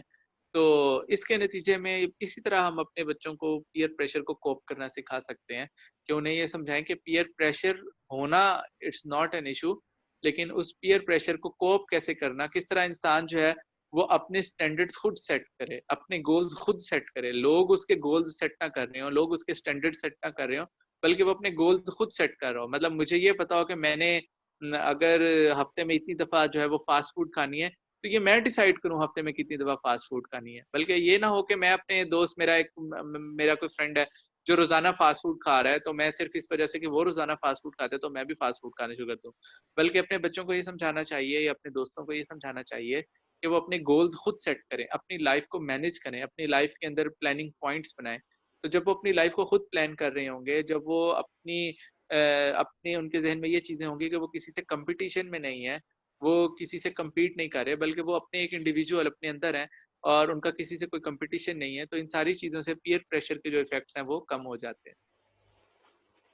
ओके सर, एक क्वेश्चन और है। बाकी एक, सॉरी मैं आपकी बात काट रहा हूँ, पीयर प्रेशर जो है ना वो बिल्कुल नेगेटिव चीज भी नहीं है। पीयर प्रेशर, इसमें कोई शक नहीं है कि अक्सर उसकी वजह से नेगेटिविटी क्रिएट होती है, लेकिन पीयर प्रेशर बहुत सारी पॉजिटिव चीज भी है। मतलब बाज़ औक़ात इंसान जो है वो किसी वजह से थोड़ा सा पीछे रह जाता है, तो पीयर प्रेशर जो है वो एक तरह से उसको जो है वो आप लोग अगर कभी कोई पहाड़ी इलाकों में गए हो तो आप लोगों ने शायद कभी नोट किया हो कि पहाड़ी इलाकों में जो क्लाइंबिंग बाज़ औक़ात अगर आप कोई हॉर्सेस या वहाँ पे खच्चर होते हैं उनको हायर करते हो, तो वो जो उनके लोग, वो जो होते हैं मालिक होते हैं, ओनर्स खच्चरों के या घोड़ों के, वो क्या करते हैं कि वो कभी भी एक घोड़े को नहीं लेके जाते। वो अपने साथ 2-3 घोड़े जब इकट्ठे हो जाते हैं तब उनको लेके जाते हैं। क्योंकि एक घोड़ा जो है वो आराम से चलेगा, कभी रुक जाएगा, थक जाएगा, जल्दी थक जाएगा। लेकिन जब वो अपने इर्द-गिर्द 2-3 और घोड़ों को भी चलते देखता है तो उसके अंदर एक नई एनर्जी आ जाती है। तो पीयर प्रेशर के पॉजिटिव इफेक्ट्स भी होते हैं। बहुत सारे काम हम पीयर प्रेशर की वजह से ही, बहुत सारी अचीवमेंट्स हम पीयर प्रेशर की वजह से भी कर लेते हैं। लेकिन बहरहाल इसमें बैलेंस होना चाहिए। पीयर प्रेशर एक खास इतना ज्यादा हो जाए कि बंदा उसकी वजह से एंग्जाइटी और डिप्रेशन का शिकार हो जाए, और बंदा जो हर वक्त अपने आप को दूसरों से कंपेयर करने में लगा रहे और हर वक्त अपने आप को दूसरों से कंपटीशन में समझता रहे, तो ये बहरहाल एक नॉर्मल चीज़ है जिसको कॉप करना आना चाहिए। ओके सर, क्वेश्चन है तैयबा का कि वो ये कह रही है कि अगर मैं नॉर्मल कंडीशन में अब मतलब पढ़ाई करती हूँ या कोई भी टास्क परफॉर्म करती हूँ, तो वो मेरा 70 से 80% तक होता है आउट ऑफ 100 अगर रेट करें तो। और अगर मैं उसको किसी स्ट्रेस या प्रेशर के अंदर करती हूँ तो वो मेरा 100% होता है। तो इस ये स्ट्रेस जो है, क्या ये मेरे माइंड को अफेक्ट कर सकता है later on in my life, या ये एक अच्छी चीज़ है अगर वो स्ट्रेस में अच्छा कर जाती है तो? देखिए, स्ट्रेस में अच्छा परफॉर्म करना ये एक नॉर्मल चीज़ है। ये मतलब इसको हम कोई एबनॉर्मेलिटी नहीं कह सकते या इसमें कोई परेशानी वाली बात नहीं है। हर बंदे का परफॉर्म करने के अपने अपने क्राइटेरियाज होते हैं। कुछ लोग जो है जिस तरह आप लोगों ने देखा होगा कि कुरान पाक के अंदर भी अल्लाह ताला ने जन्नत के लालच भी दिए हैं, अल्लाह ताला ने दोज़ख से डराया भी है, अल्लाह ताला ने जो है वो अपनी मोहब्बत भी लोगों में पैदा की है, अल्लाह ताला ने लोगों के अंदर जो है अपने अजाब से भी डराया है। हर बंदे के लिए वर्किंग फोर्स जो होती है, ड्राइविंग फोर्स जो होती है, वो डिफरेंट होती है। कुछ लोग जो है उन्हें आप प्यार से काम करवा सकते हैं, सख्ती से नहीं करवा सकते। कुछ लोग हैं जिन पे थोड़ी सी स्ट्रिक्टनेस हो तो वो काम करते हैं। कुछ लोग जो है वो एक एनवायरनमेंट हो काम का, 10-15 लोग और हो काम कर रहे हो तो फिर काम करते हैं। तो अगर एक आपको लगता है कि आप स्ट्रेस में अच्छा परफॉर्म कर दें तो इट्स अ नॉर्मल थिंग, इसमें कोई परेशानी वाली बात नहीं है, इसमें कोई टेंशन वाली बात नहीं है। लेकिन आपने इस चीज़ पे कोशिश करनी है कि आप स्ट्रेस के बगैर भी अपनी परफॉर्मेंस को थोड़ा बेटर कर सको। मतलब आप स्ट्रेस के अंदर अच्छा परफॉर्म कर रहे हो तो ठीक है, लेकिन आपने ये भी कोशिश करनी है कि आप स्ट्रेस के बगैर भी अच्छा परफॉर्म कर सको, ठीक है? उसके लिए अपनी प्रोडक्टिविटी बढ़ा सको। तो उसके लिए बहुत सारी चीज़ें हैं जो आप रूटीन में देख सकते हो। फॉर एग्जांपल, अगर आपको लगता है कि आप स्ट्रेस में अच्छा परफॉर्म नहीं कर रहे हो, तो आप उन कंडीशंस के अंदर जिनमें आपको स्ट्रेस नहीं है, उसके अंदर खुद अपने लिए स्ट्रेस क्रिएट करो, खुद अपने लिए कोई चैलेंज क्रिएट करो। तो मेरे ख्याल मतलब फॉर एग्जांपल मैं आपको इसकी एग्जांपल देता हूँ कि आपका कोई टेस्ट नहीं है, आपका कोई क्विज नहीं है, आपका कोई एग्जाम नहीं है, लेकिन आप एक किताब पढ़ रहे हो, तो आप उस किताब को पढ़ के उसके एंड पे खुद अपना एक एग्जाम लो उस किताब में से। तो इस तरह की थोड़ी सी स्ट्रेस क्रिएट होगी, एक चैलेंज क्रिएट होगा। कुछ लोग जो है वो सिर्फ तब जो है वो अच्छा परफॉर्म करते हैं जब उन्हें कोई चैलेंज मिलता है। तो इसमें कोई परेशानी वाली बात नहीं है, बिल्कुल नॉर्मल चीज़ है, और इट्स अ गुड थिंग कि अगर आपकी स्ट्रेस के अंदर परफॉर्मेंस जो है वो बेहतर हो रही है। बस कोशिश ये करनी चाहिए कि जब आप स्ट्रेस सिचुएशन में ना भी हो तब भी आप बेटर से बेटर परफॉर्म कर सको। मेरे ख्याल में तो वैसे अगर कोई बंदा 70 to 80% विदाउट स्ट्रेस भी परफॉर्म कर रहा है तो ये भी बहुत अच्छा है, और अगर वो स्ट्रेस के अंदर 100% परफॉर्म कर रहा है तो ये भी बिल्कुल ठीक है। तो इसमें कोई परेशानी वाली बात नहीं है, बिल्कुल एक नॉर्मल चीज़ है। ओके सर, यहाँ पे एक और क्वेश्चन है कि अगर हम how can we get rid of anxiety to overcome और एंगर? अगर हम गुस्से के तेज हैं तो हम उसके थ्रू अपने गुस्से पे काबू कैसे पा सकते हैं, हम एंजाइटी को ओवरकम कैसे कर सकते हैं? अच्छा, दो चीज़ें अब असल में अलग-अलग हो गई हैं, एंग्जायटी और एंगर। देखें, एंग्जायटी तो एक कंडीशन का नाम है, एक आपकी मेंटल कंडीशन का नाम एंग्जायटी है, ठीक है? जी। जिसमें आप किसी वजह से नॉर्मल से ज़्यादा परेशान हो जाते हो, नॉर्मल से ज़्यादा जो है फ़ियर में आ जाते हो, परेशान हो जाते हो, तो उसको हम एंग्जायटी कहते हैं। तो जो एंगर है, ये बेसिकली एक रिएक्शन, एंगर एक कोपिंग स्ट्रैटेजी है। जब इंसान एंग्जायटी में होता है, किसी वजह से स्ट्रेस में होता है, तो हर बंदा उसको डिफरेंट तरीके से डील करता है। कुछ लोग एंग्जायटी में जब परेशान होते हैं या एंग्शियस होते हैं, तो आपने देखा होगा कि वो बहुत ज़्यादा लो हो जाते हैं, वो बोलना बंद कर देते हैं, बिल्कुल चुप करके बैठ जाते हैं। कुछ लोग हैं वो ऊँची-ऊँची बोलना शुरू कर देते हैं, कुछ लोग हैं वो गुस्सा करना शुरू कर देते हैं। ये हर बंदे की ना डिफरेंट कोपिंग स्ट्रैटेजीज़ होती हैं एंग्जायटी के लिए। जहाँ तक गुस्से की बात है, गुस्सा एक नॉर्मल इमोशन है, गुस्सा कोई एबनॉर्मल चीज़ नहीं है, गुस्सा एक नॉर्मल इमोशन है। लेकिन गुस्से की लिमिट्स होनी चाहिए। लिमिट से मुराद ये है कि गुस्सा जो है वो आपसे कोई ऐसा काम ना करवा ले जिसको आप बाद में रिग्रेट करो, या गुस्से की वजह से आप किसी की पर्सनल स्पेस में इन्वेड ना करें, या गुस्से की वजह से आप अपने करीबी लोगों को कोई ऐसी बात ना कह दें जिससे जो है वो कोई जो है वो कोई परमानेंट डैमेज हो जाए रिश्तों के अंदर, रिलेशनशिप्स के अंदर। देखिए, गुस्से को काबू करने का सबसे इम्पोर्टेंट जो तरीका होता है वो तो ये होता है कि गुस्से के टाइम चुप रहा जाए। जब आप गुस्से में होते हो तो आपके पास हमारी जो आउटपुट है, बेसिकली हमारे आउटपुट ऑर्गन्स दो ही हैं, या तो हमारी टंग है जिसके हम जरिए हम बोल सकते हैं किसी को, या हमारे मसल्स हैं जिसके जरिए हम किसी को मार सकते हैं। आमतौर पर मारने वाला गुस्सा बहुत रेयर होता है कि आप मारो या उठा के किसी चीज को तोड़ दो। तो ज्यादा जो हमारे गुस्से के जो साइड इफेक्ट्स आते हैं वो जुबान की वजह से आते हैं कि हम गुस्से में कुछ ऐसे अल्फाज कह जाते हैं जो वापस नहीं आ सकते। तो सबसे इम्पोर्टेंट जो आपको अपने अंदर चेंज लानी है कि जब आपको गुस्सा है तो आप चुप रहो। आप जितना मर्जी आप ठीक हो, देखें गुस्सा जरूरी नहीं कि आप रॉन्ग हो तो फिर ही आपको चुप रहना चाहिए। बाज़ औक़ात इंसान को राइट होके भी चुप रहना चाहिए। आप बिल्कुल ठीक हो, आपका पॉइंट ऑफ व्यू बिल्कुल सही है, लेकिन दूसरे बंदे का पॉइंट ऑफ व्यू बिल्कुल गलत है। इसके बावजूद आप समझते हो कि आप बिल्कुल ठीक हो, इसके बावजूद भी आपको बाज़ औक़ात कुछ कंडीशंस में, कुछ सिचुएशन में चुप रहना पड़ता है। तो जब भी आप में गुस्से में हो तो सबसे इम्पोर्टेंट जो चीज़ होती है वो आप जो है वो चुप कर जाया करो। दूसरी इम्पोर्टेंट चीज़ ये है कि जब आपको गुस्सा आ रहा हो तो कोशिश करो कि जिस वजह से गुस्सा आ रहा है उस जगह से दूर हो जाओ। फॉर एग्जाम्पल आपको किसी मैसेज पे गुस्सा आ गया तो आप फौरन मोबाइल बंद करो, मोबाइल को साइड पे रखो और आराम से किसी और काम में लग जाओ। आपको किसी बंदे पे गुस्सा आया तो आप फौरन वहां से उठो और किसी और जगह पे चले जाओ। आपको टीवी की किसी न्यूज़ पे गुस्सा आया, आप टीवी बंद करो और कहीं और चल दो। सबसे पहले मतलब एक ये जो काम करने की जो जरूरत होती है गुस्से में, कि आप अपनी जगह चेंज कर लो, ठीक है। इसके अलावा और बहुत सारी चीजें हैं, पानी पी लिया जाए, वजू कर लिया जाए, नहा लिया जाए, किसी और एक्टिविटी में इन्वॉल्व हो लिया जाए। कोई स्पोर्ट्स, अगर आपको गुस्सा आया है तो आप जो है वो कोई क्रिकेट बैट पकड़ें और बॉल से जो है वो उसको बॉल पे बॉल्स के साथ खेलें, और कोई भी गेम, कोई भी फिजिकल एक्टिविटी शुरू कर दें ताकि आपकी अंदर की जो एनर्जी है, जो अंदर की फ्रस्ट्रेशन है, वो एक्सरसाइज के नतीजे में बाहर निकल जाए। जो अंदर गुस्सा एक आपके आ रहा है वो आपकी एनर्जी किसी और साइड पे लग जाए। तो ओवर एंगर को तो ऐसे ओवरकम किया जा सकता है। एंगर तो एक नॉर्मल इमोशन है।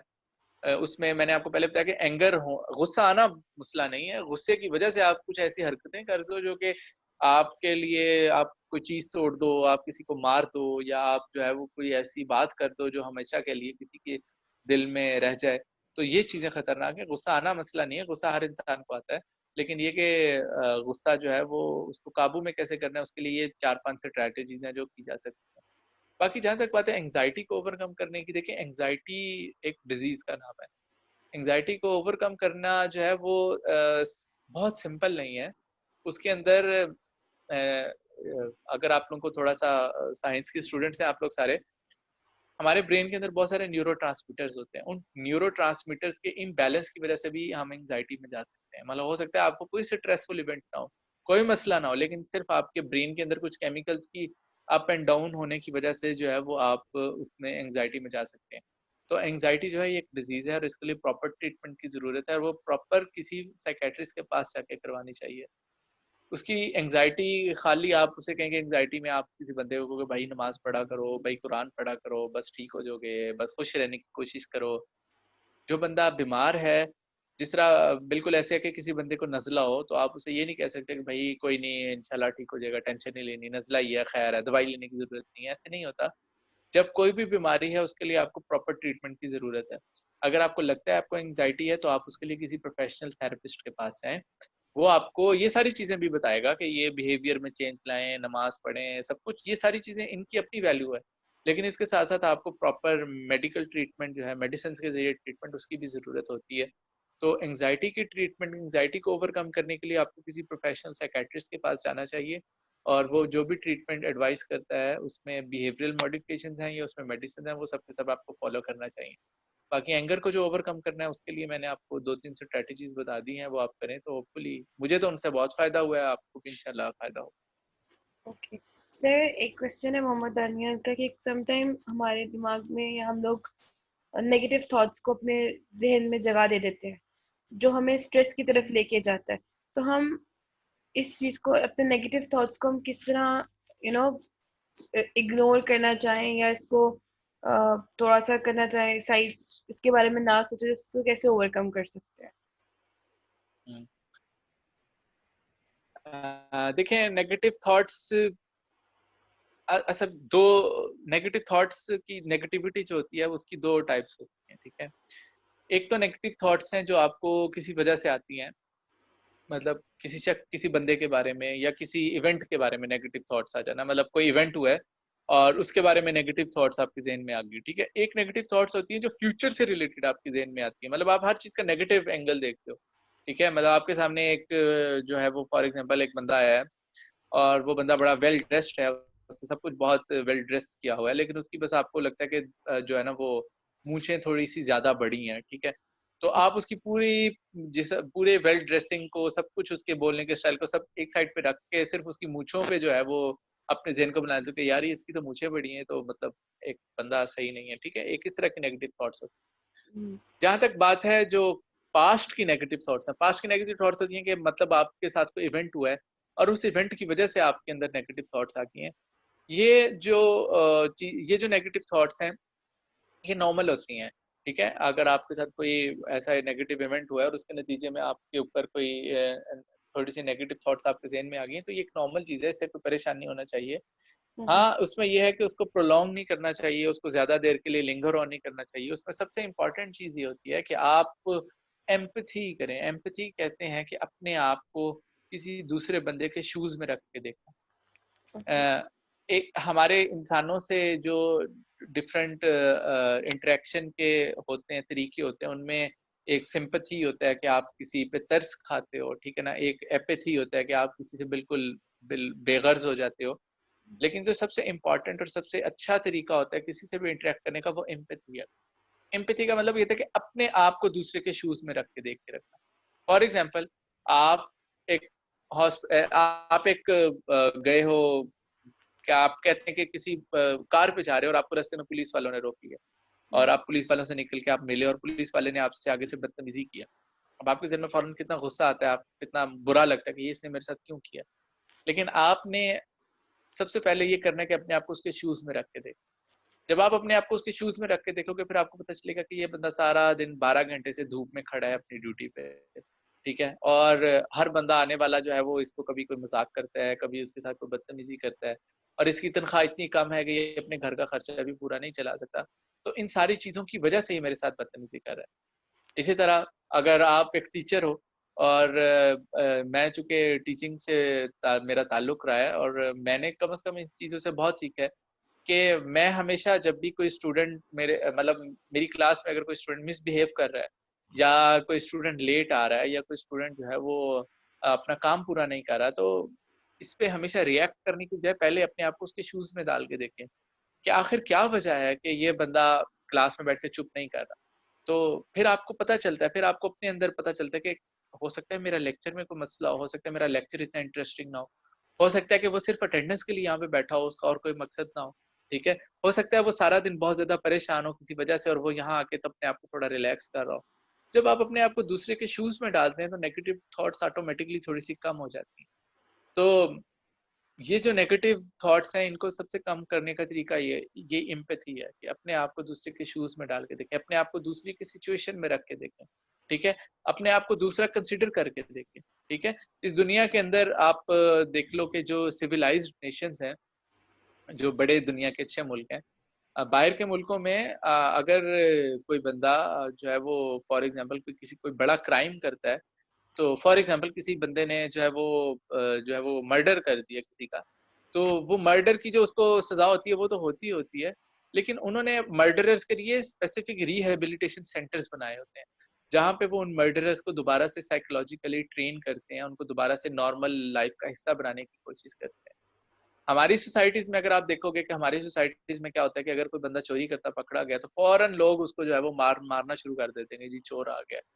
आप लोगों ने देखा होगा कि हमारे माशरे में बहुत सारे जुर्म ऐसे हैं कि जुर्म होता है और उसके बाद जी फेसबुक पे पोस्ट लगना शुरू हो जाती हैं कि इस तरह के लोगों को तो सरेआम चौक पे फांसी देनी चाहिए और इन लोगों को तो है वो 100 टुकड़े करके खिला देना चाहिए और ये कर देना चाहिए, चाहे जुर्म जो भी हो, जितना भी संगीन जुर्म हो। लेकिन हम लोगों का एक मिजाज बन गया है कि हम जब भी किसी बंदे को कोई बुरा अमल करते देखते हैं तो फौरन हम लोग रिएक्ट करते हैं, हम फौरन उसको उसके बारे में नेगेटिव सोचते हैं। हालांकि ये एक अच्छा तरीका कार नहीं है। अच्छा तरीका एम्पैथी होती है कि जब आपके सामने चाहे कोई मर्डरर है, चाहे कोई रेपिस्ट है, लेकिन आप सबसे पहले अपने आप को उसके शूज में डाल के देखो कि यार आखिर वो क्यों रेपिस्ट बना, आखिर वो क्यों मर्डरर बना, आखिर उसकी ब्रॉटअप में कोई कमी रह गई थी, आखिर वो जिस फैमिली के अंदर उसकी ब्रॉटअप हुई होगी, आखिर मैं अगर उसके घर में पैदा हो जाता तो शायद मैं भी ऐसा ही क्रिमिनल बन जाता। तो जब आप इस एम्पैथाइज होके सोचोगे, लोगों के साथ एम्पैथी करोगे, फिर आपके अंदर जो है वो क्या कहते हैं उसे, कि आपके अंदर एक ब्रॉड माइंडेडनेस आएगी। आपको पता चलेगा कि लोग जो है वो इतने नेगेटिव नहीं है, लोगों की सिचुएशंस उनको नेगेटिव बना देती हैं, लोगों का किसी बाजुकात किसी फैमिली में ब्रॉटअप होना उनको नेगेटिव बना देता है। अमेरिका के अंदर आपने रिसर्चेस पढ़ी होंगी कि 90% क्रिमिनल्स वो होते हैं जो चाइल्डहुड ट्रॉमा का शिकार होते हैं, जिनको बचपन में घर वालों की जैसे कोई ना कोई मसला हुआ होता है, या वो चाइल्ड अब्यूज का निशाना बने होते हैं, या उनको घर से मार पड़ी होती है, वो ब्रोकन फैमिलीज के होते हैं। तो जब ये सारा का सारा वो लोग क्यों सोचते हैं, सिविलाइज्ड नेशंस के लोग, वो क्यों आखिर उनके यहाँ ये जैसे ही कोई बंदा मर्डर करता है या कोई रेप का केस सामने आता है तो फौरन ये लोग नहीं कहना शुरू कर देते कि इसको तो काट के कुत्तों को खिला देना चाहिए, और इसको जो चौक पे फांसी देनी चाहिए, और इसको लोगों के लिए इबरत का निशान बना देना चाहिए। बल्कि वो लोग इन चीजों पे सोचते हैं कि इन लोगों को रिहेबिलिटेट कैसे किया जाए। वहाँ के लोग अपनी कैद गुजारने के बाद जब बाहर आते हैं तो वो माशरे के एक मुफीद शहरी होते हैं। हमारी तरह नहीं होता कि जब एक बंदा प्रिजन से बाहर निकलता है तो वो पहले से बड़ा क्रिमिनल बन चुका होता है। ये सारी की सारी उस सोसाइटी की ये थिंकिंग है, एम्पैथी वाली। तो नेगेटिव थॉट्स को कम करने का सबसे इम्पोर्टेंट तरीका, सबसे बेहतर तरीका ये है कि अपने अपने अंदर एम्पैथी पैदा की जाए, अपने आप को दूसरे के शूज में रखकर सोचा जाए, और फिर देखा जाए कि वो इस सिचुएशन में ऐसे बिहेव क्यों कर रहे हैं। तो ये तो था जो लोगों से रिलेटेड हमारी नेगेटिव थॉट्स हैं उनको। बाज़-औक़ात नेगेटिव थॉट फ्यूचर से रिलेटेड होती हैं कि इंसान को हमेशा हर चीज़ में नेगेटिव पहलू नज़र आता है। हमेशा इंसान को लगता है कि मेरा जो है वो कुछ नहीं बनने वाला, मेरे फ्यूचर में हमेशा मेरे साथ नेगेटिव होगा, मैं बाहर जाऊँगा तो मेरा एक्सीडेंट हो जाएगा। तो ये वाली जो नेगेटिव थॉट्स होती हैं जो फ्यूचर से रिलेटेड है, इनको ख़त्म करने का तरीका सबसे इम्पोर्टेंट ये है कि आप अपनी एक्सपेक्टेशंस जो है उनको लो रखें।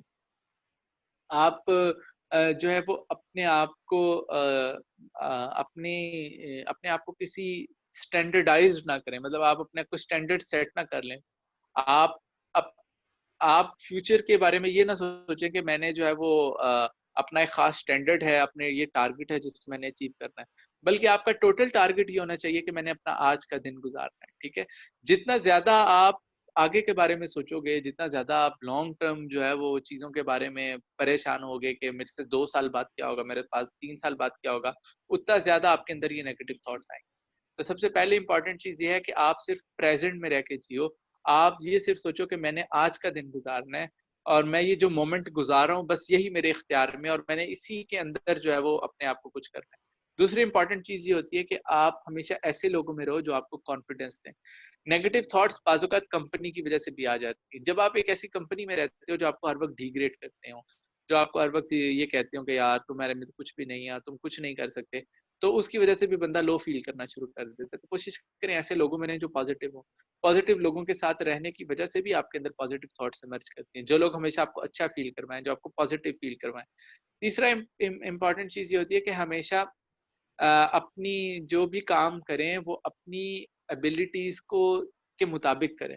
मतलब फॉर एग्ज़ाम्पल मेरी नज़र जो है वो कमज़ोर है, और मैं जो है वो ग्लासेस लगाए बगैर जो है वो मैं ये ख्वाब देखूँ कि मैं पायलट बन जाऊँगा।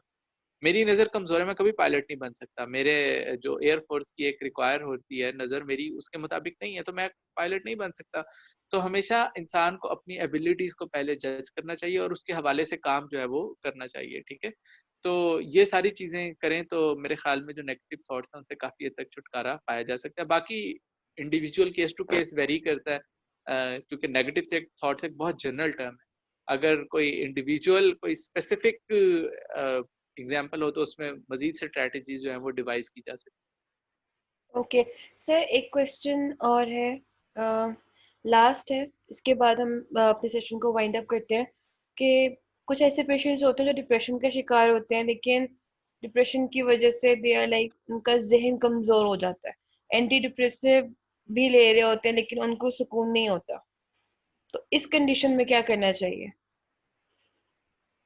देखिए, ट्रीटमेंट, हर जो भी कोई ट्रीटमेंट होती है उसमें हमारे यहाँ जो एक मिस्टेक जो आप कह लें कि एक गलती पाई जाती है लोगों के ज़हन में, कि आपने किसी का ट्रीटमेंट करवाया तो बस वो ट्रीटमेंट के बाद बंदे को बिल्कुल ठीक हो जाना चाहिए। लेकिन ट्रीटमेंट एक पूरी, खासतौर पे जो साइकेट्रिक डिजीज है इसमें ट्रीटमेंट जो है ये एक पूरी लंबी जो है ना स्ट्रगल होती है। इसके अंदर सिर्फ एक चीज से आप मेडिसिन खा रहे हैं एंटी डिप्रेशन, तो उससे आपकी डिप्रेशन ठीक नहीं होगी। उसके अंदर आपको अपने बिहेवियर्स को मॉडिफाई करना पड़ता है, उसके अंदर आपको स्ट्रगल करनी पड़ती है बीमारी से निकलने के लिए। बिल्कुल जैसे आपने देखा हो कि आपको फॉर एग्जांपल आपका पेट खराब हो गया और आप किसी डॉक्टर के पास गए हो, डॉक्टर सिर्फ आपको दवाइयां नहीं लिख के देगा, वो आपको साथ में बताएगा आपने खाने में ये चीज का परहेज करना है, आपने ये चीजें खानी है, ये चीजें नहीं खानी, आपने ये रेस्ट करना है, आपने ये करना है, आपने वो करना है, आपने ORS पीना है, ये सारी चीजें आपको बताई जाती है। इसी तरह साइकेट्री के इश्यूज के अंदर भी आपको साइकेट्रिक डिजीजेस की जो ट्रीटमेंट है उसके अंदर भी सिर्फ मेडिसिन नहीं होती, बहुत सारी चीजें साथ होती हैं। और इसके बावजूद भी अगर आपको फर्क नहीं पड़ता तो इसमें सबसे इंपॉर्टेंट चीज फॉलो अप होता है। साइकेट्रिक डिजीजेस के अंदर कभी भी आपने साइकेट्रिस्ट को एक दफा दिखा के दोबारा अगर उसके पास नहीं गए तो आपका ट्रीटमेंट कभी भी कंप्लीट नहीं होगा, बल्कि आपको हर रेगुलर फॉलो अप जरूर करवाना पड़ता है। अगर आप मुझे आज कोई सिम्टम है तो मैं 14 डेज के लिए दवाई खाऊं और फिर उसके बाद दोबारा साइकेट्रिस्ट के पास जाऊंगा, साइकेट्रिस्ट मुझे दोबारा बताएगा कि वो दोबारा मेरी कंडीशन को असेस करेगा और फिर वो देखेगा कि अब मुझे किन मेडिसिन की जरूरत है, मुझे किन बिहेवियरल मॉडिफिकेशंस की ज़रूरत है, मुझे किन थेरेपीज़ की ज़रूरत है, मुझे डोज ज़्यादा करने की ज़रूरत है, कम करने की ज़रूरत है। तो साइकियाट्रिस्ट के साथ रेगुलर फ़ॉलो अप ये ट्रीटमेंट का हिस्सा है। हमारे यहाँ आमतौर पे लोग क्या करते हैं कि एक साइकियाट्रिस्ट के पास गए, उसकी दवाई शुरू की, 1 महीना खाई, नहीं फ़र्क पड़ा, उन्होंने ट्रीटमेंट ही छोड़ दिया या वो किसी और साइकियाट्रिस्ट के पास चले गए। उससे आराम नहीं आया, तीसरे के पास चले गए। इस तरह तो कभी भी जो साइकियाट्रिक डिजीज़ हैं वो हल नहीं होंगी। इसका सबसे अहम चीज़ ये होती है, इम्पोर्टेंट जो तरीका होता है वो ये होता है कि आप एक ही साइकियाट्रिस्ट लो, उसके पास जाओ और उसके पास रेगुलर फ़ॉलो अप रखो। जब आप रेगुलर फ़ॉलो अप रखते हो तो वो आपको आपकी कंडीशन के हिसाब से आपकी ट्रीटमेंट में मॉडिफिकेशंस करता रहता है। तो उसके नतीजे में ठीक हो जाता है। बाकी ज़ाहिर बात है बहुत सारी केसेस ऐसे भी होते हैं जिसके अंदर सारी चीज़ों के बावजूद भी डिप्रेशन जो है वो 100% क्योर नहीं होता। लेकिन बहरहाल मेडिसिन के ज़रिए, काउंसलिंग के ज़रिए, बिहेवियरल थेरेपीज़ के ज़रिए, फैमिलीज़ जो हैं उनके एनवायरनमेंट को चेंज करने से, सब चीज़ें को करने से काफ़ी हद तक लोग बेहतर हो जाते हैं। बहुत कम ऐसे केसेस रह जाते हैं जिनके अंदर डिप्रेशन बिल्कुल ही ठीक ना हो रहा हो। Okay sir. सर एक और क्वेश्चन है, how to gain and build up confidence in front of strangers और higher authorities like in interviews. मतलब कुछ लोग यहाँ पे स्ट्रेस्ड आउट हो जाते हैं या पैनिक हो जाते हैं, तो जो चीज उनके जहन में होती है वो निकल जाती है, तो उसको हम कैसे ओवरकम कर सकते हैं या बिल्ड अप कर सकते हैं? देखें, फियर्स को ख़त्म करने का सबसे अहम जो एक ही जो स्ट्रैटेजी है वो है फेस द फियर। ठीक है, आपको इंटरव्यू से डर लगता है, आप इंटरव्यूज मॉक इंटरव्यूज दें। मतलब फॉर एग्जांपल आपने BA किया हुआ है, आपने ग्रेजुएशन की हुई है और आपको इंटरव्यू से डर लगता है, आप ऐसा करें, आप मुख्तलिफ जगहों पे जाके इंटरव्यूज दें। ऐसे ही जनरल जॉब्स के लिए अप्लाई करें, जाके इंटरव्यूज दें। ठीक है, जितना ज्यादा आप अपने फियर्स को फेस करेंगे, ठीक है, अगर अनलेस के वो फोबिया की हद तक फियर्स नहीं है, अगर तो फोबिया है तो फिर जारी बात है उसके लिए ट्रीटमेंट होती है, लेकिन अगर फोबियाज की हद तक फियर नहीं है, वैसे आपको एक चीज से डर लगता है, तो उसके लिए सबसे इंपॉर्टेंट स्ट्रैटेजी होती है फेस द फियर। अपने फियर को ज्यादा से ज्यादा फेस करें। ठीक है, आपको पानी से डर लगता है, आप स्विमिंग सीखें। ठीक है, आपको जो है वो क्या कहते हैं हाइट से डर लगता है, आप ट्रैकिंग स्टार्ट करें। ठीक है, जितना ज्यादा आप अपने फियर को फेस करेंगे उतना ज्यादा आपके अंदर आएगा। कॉन्फिडेंस का भी यही तरीका होता है। जो स्टेज फ्राइट जिन पेशेंट्स को होता है, हम उनको यही रिकमेंड करते हैं कि आप नॉर्मल लोगों से ज्यादा स्टेज एक्टिविटीज में हिस्सा लें। जितना ज्यादा दफा आप स्टेज पे जाएंगे तो आहिस्ता आहिस्ता आहिस्ता आहिस्ता आपके जो फियर्स हैं वो कम होते। तो आपके जहन में कोई भी फियर है किसी भी किस्म का, तो हमेशा उस फियर को फेस करें। कोशिश करें कि बार बार आप पे वो सिचुएशन है, जिस तरह एलिवेटर्स की आपने एग्जांपल दी थी, अगर आपको एलिवेटर से डर लगता है और आप चाहती हैं कि आप इस पे ओवरकम करें, आप कोशिश किया करें कि हर जगह जाके एलिवेटर लाजमी यूज किया करें। आपके घर के करीब कोई शॉपिंग मॉल है, वहां पे रोजाना जाके एलिवेटर यूज किया। जितना ज्यादा आप किसी फियर को फेस करेंगे उतना ज्यादा उसकी आहिस्ता आहिस्ता सेंसिटिविटी कम हो जाएगी। लेकिन अगेन ये सारी चीजें तब तक हैं जब तक कोई फियर फोबिया ना बन जाए। जब कोई फियर फोबिया में कन्वर्ट हो जाए तो फिर बहरहाल उसके लिए आपको प्रॉपर ट्रीटमेंट करवाना पड़ेगा। ओके। यहाँ पे मैं हमारी जो स्पीकर थी मोटिवेशनल, मैं उनसे भी इस बारे में पूछना चाहूँगी कि इसको ना मोटिवेशन के तौर पे हम किस तरह इसको आगे लेके चल सकते हैं।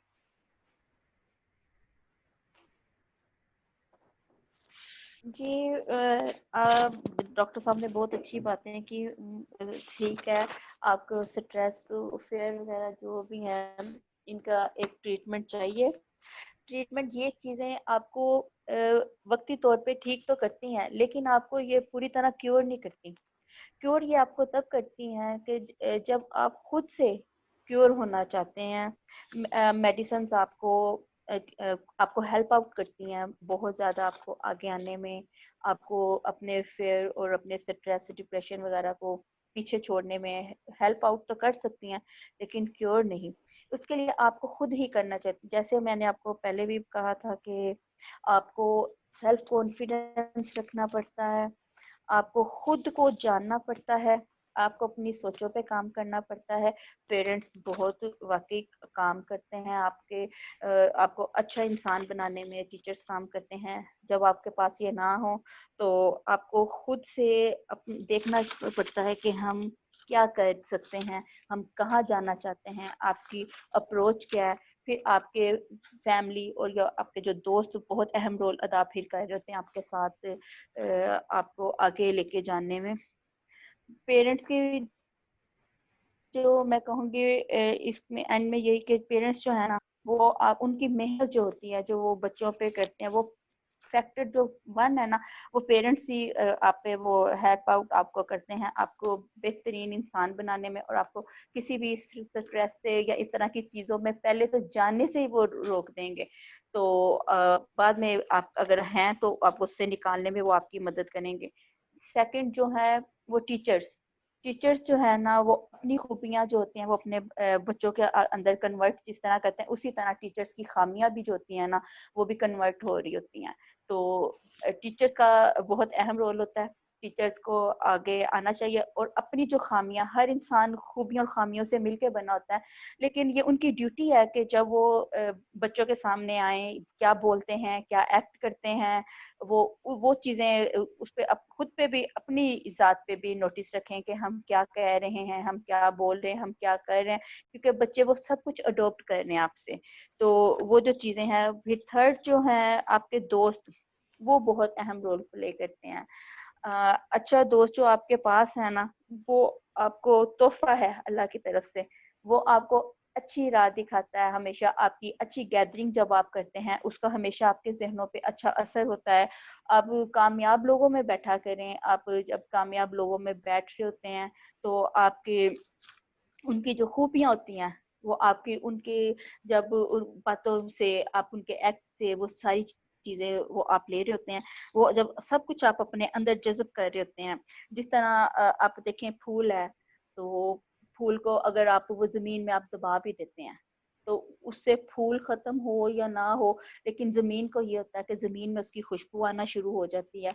और अगर फूल के ऊपर मिट्टी पड़ जाए, आप मिट्टी डाल दें, वो मिट्टी उतर जाए, फूल फूल का फूल ही रहता है। कि जब आप अच्छी गैदरिंग में बैठते हैं, अच्छे लोगों में बैठते हैं, तो आप उसमें चाहे आप सेल्फ कॉन्फिडेंस खुद अपना लूज कर रहे हो, आपके अंदर बहुत सारी खूबियां ना हो, लेकिन जब आपके अच्छे दोस्तों की गैदरिंग है, उनके अच्छे दोस्तों की जो खूबियां हैं, वो सारी चीजें जो है ना, वो आपके अंदर वो आ रही होती हैं। आप चाहें चाहे ना चाहें, वो आप किसी ना किसी तरह आपकी जात का हिस्सा है, वो चीजें जो है वो बन जाती हैं। और तीसरा ये कि आप रोल मॉडल जरूर बनाएं।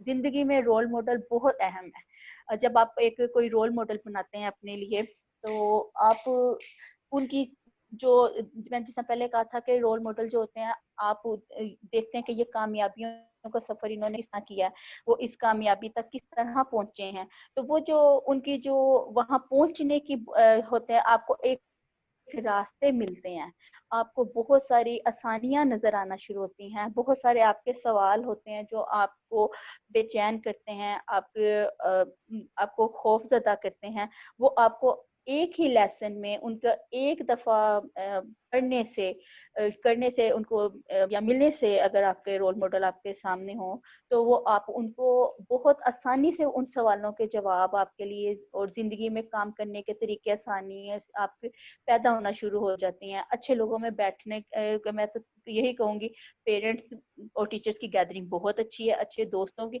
आप अच्छी गैदरिंग्स ढूंढें।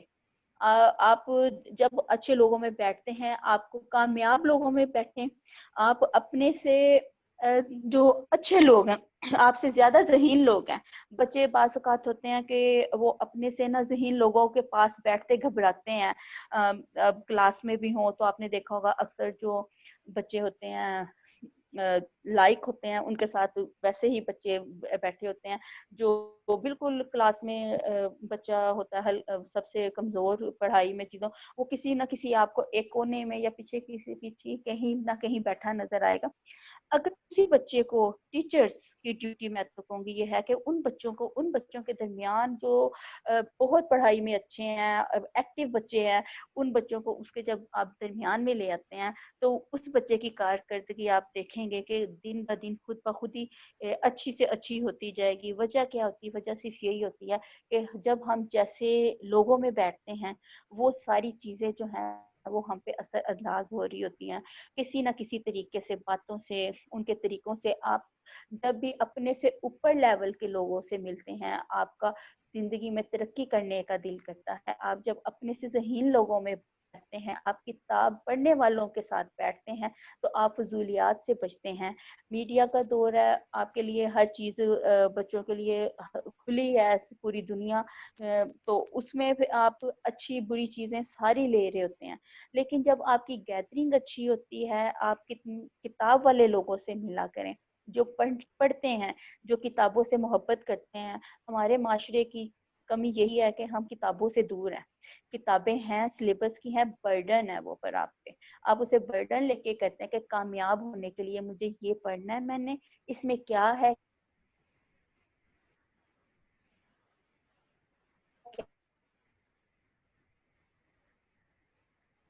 कैसे अब जाते हैं सीखें, अपनों से मोहब्बत करना सीखें, रिश्तों को निभाना सीखें। ये सारी चीज़ें जो होती हैं ये किसी भी इंसान की शख्सियत को निखारने के लिए बेसिक नीड्स हैं, जो जो इस वक्त के बच्चों में बहुत कमी जिसकी मैं फील करती हूँ कि बच्चे जो हैं वो बड़ों का अदब नहीं कर रहे। क्यों? क्योंकि उनको किताब का अदब करना नहीं। जब आप अपने बैग्स को, बुक्स को अपने पाँव में रख के बैठते हैं, तो आपको क्या लगता है कि ये वाली जनरेशन जो है, जो हाई फाई किस्म की जनरेशन कहलाना पसंद करती है, जिनको किताब का अदब नहीं, आप अपने उस्ताद से एक कदम आगे चलने वाली जनरेशन है, तो आप ऐसी जनरेशन से क्या कहते हैं? आपको जब आप अदब सीखते हैं, आप बड़ों का अदब करना सीखते हैं, बड़ों का रिश्ता निभाना सीखते हैं, फैमिली गैदरिंग सीखते हैं, आपको अपने दोस्तों का एहसास, आप दोस्तों में जब होते, दोस्ती एक एहसास का रिश्ता जो है, आप उसकी समझते हैं कि हाँ जी, ये तो पता है कि क्या जी, दोस्त ने कहा आज फलां जगह जाना है तो फलां जाके इसको पीटना है, तो बहुत दोस्ती निभानी याद आ जाती है, बच्चे भाग के वहां पहुंच जाते हैं। लेकिन कभी दोस्ती के नाम पे एहसास का रिश्ता सही सीखें, उसको रोकना सीखें, अपनी जात को खुद कंप्लीट करना सीखें।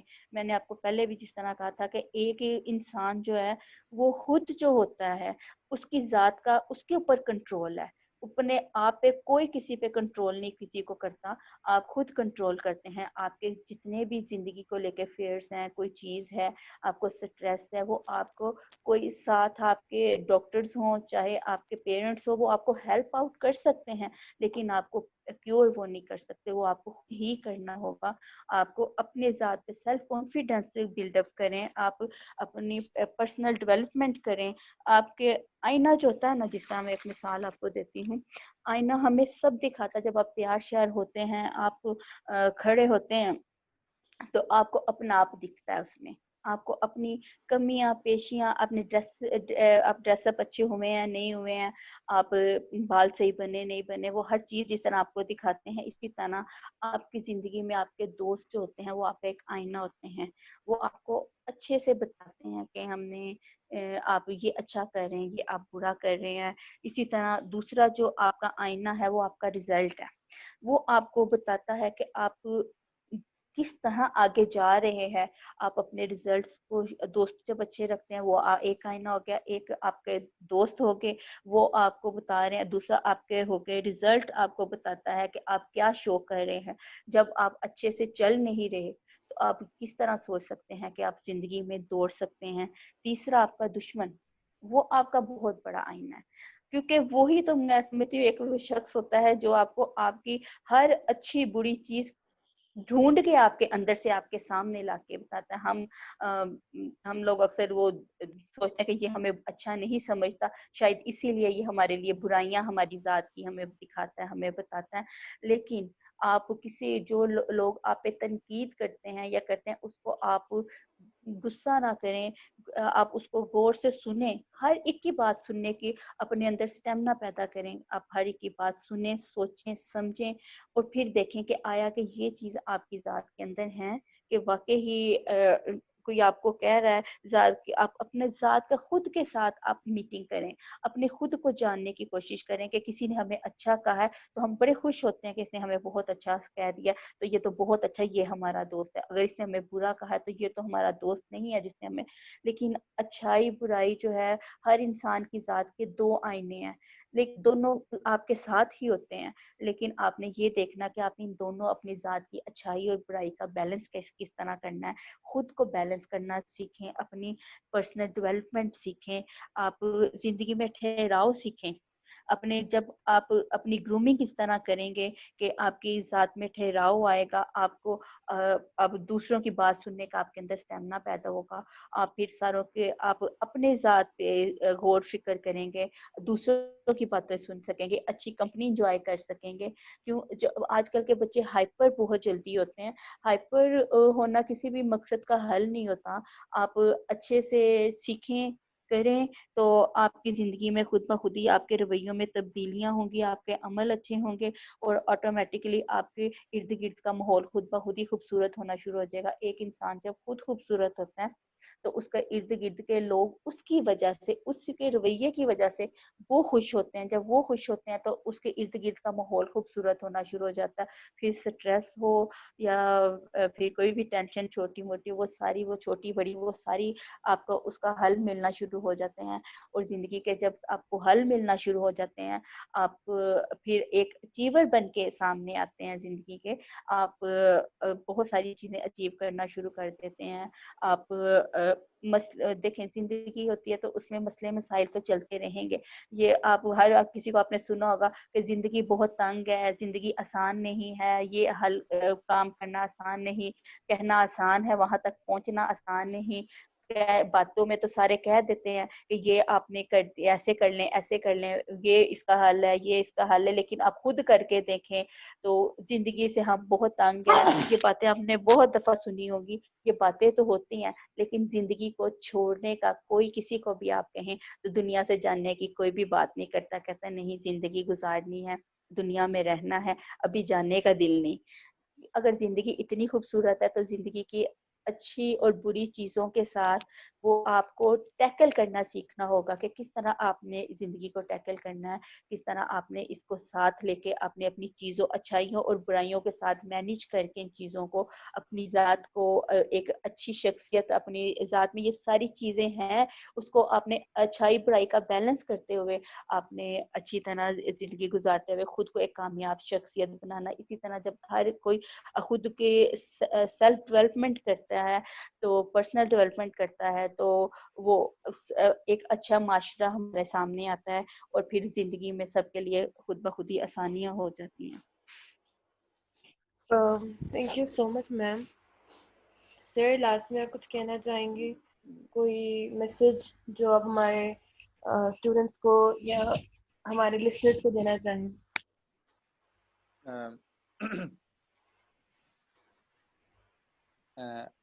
जी जी, मैंने कहा आवाज आ रही है मेरी? जी जी सर। हाँ जी। बस मैसेज, मेरे ख्याल में जो मैडम ने बातें की हैं वही मैसेज आज के लिए बहुत अच्छा था कि अपने ज़िंदगी को प्लान करें, अपनी ज़िंदगी को जो है वो पॉजिटिविटी का ज़रिया बनाएं और बस इस चीज़ पे फोकस करें कि आप इस दुनिया में जितने दिन हैं, जिस कंडीशन में भी हैं, हमेशा अपने इर्द-गिर्द लोगों के लिए पॉजिटिविटी का ज़रिया बने, अपने लोगों के चेहरों पर मुस्कुराहट फैलाने का ज़रिया बने। इस चीज़ से ही अपनी आपकी सक्सेस जो है वो डिटरमिन होती है कि जितना ज़्यादा आप अपने इर्द-गिर्द के लोगों अ, में पॉजिटिविटी स्प्रेड करते हैं, जितना अपने आप इर्द-गिर्द के लोगों में जो है वो खुशियाँ स्प्रेड करते हैं, उतना ज़्यादा आप सक्सेसफुल हैं। और यही दुनिया के अंदर सक्सेस का एक क्राइटेरिया है। Okay, thank you so much, sir, for your time, and thank you so much, ma'am, for your time. ये सेशन हमारे लिए बहुत ज़्यादा इफेक्टिव और प्रोडक्टिव था। हम लोगों ने शायद आउट ऑफ द बॉक्स कुछ सोचा है, कुछ समझा है, कुछ सीखने का मौका मिला है हम सबको। Thank you so much sir, and thank you so much ma'am. आज का सेशन हम यहीं पे ख़त्म करते हैं और उम्मीद करते हैं कि ऐसे ही नेक्स्ट डिफरेंट टॉपिक्स पे आप लोगों के लिए अच्छे से अच्छा और बेहतर से बेहतर सेशन करने की कोशिश करें। Thank you so much and अल्लाह हाफिज़।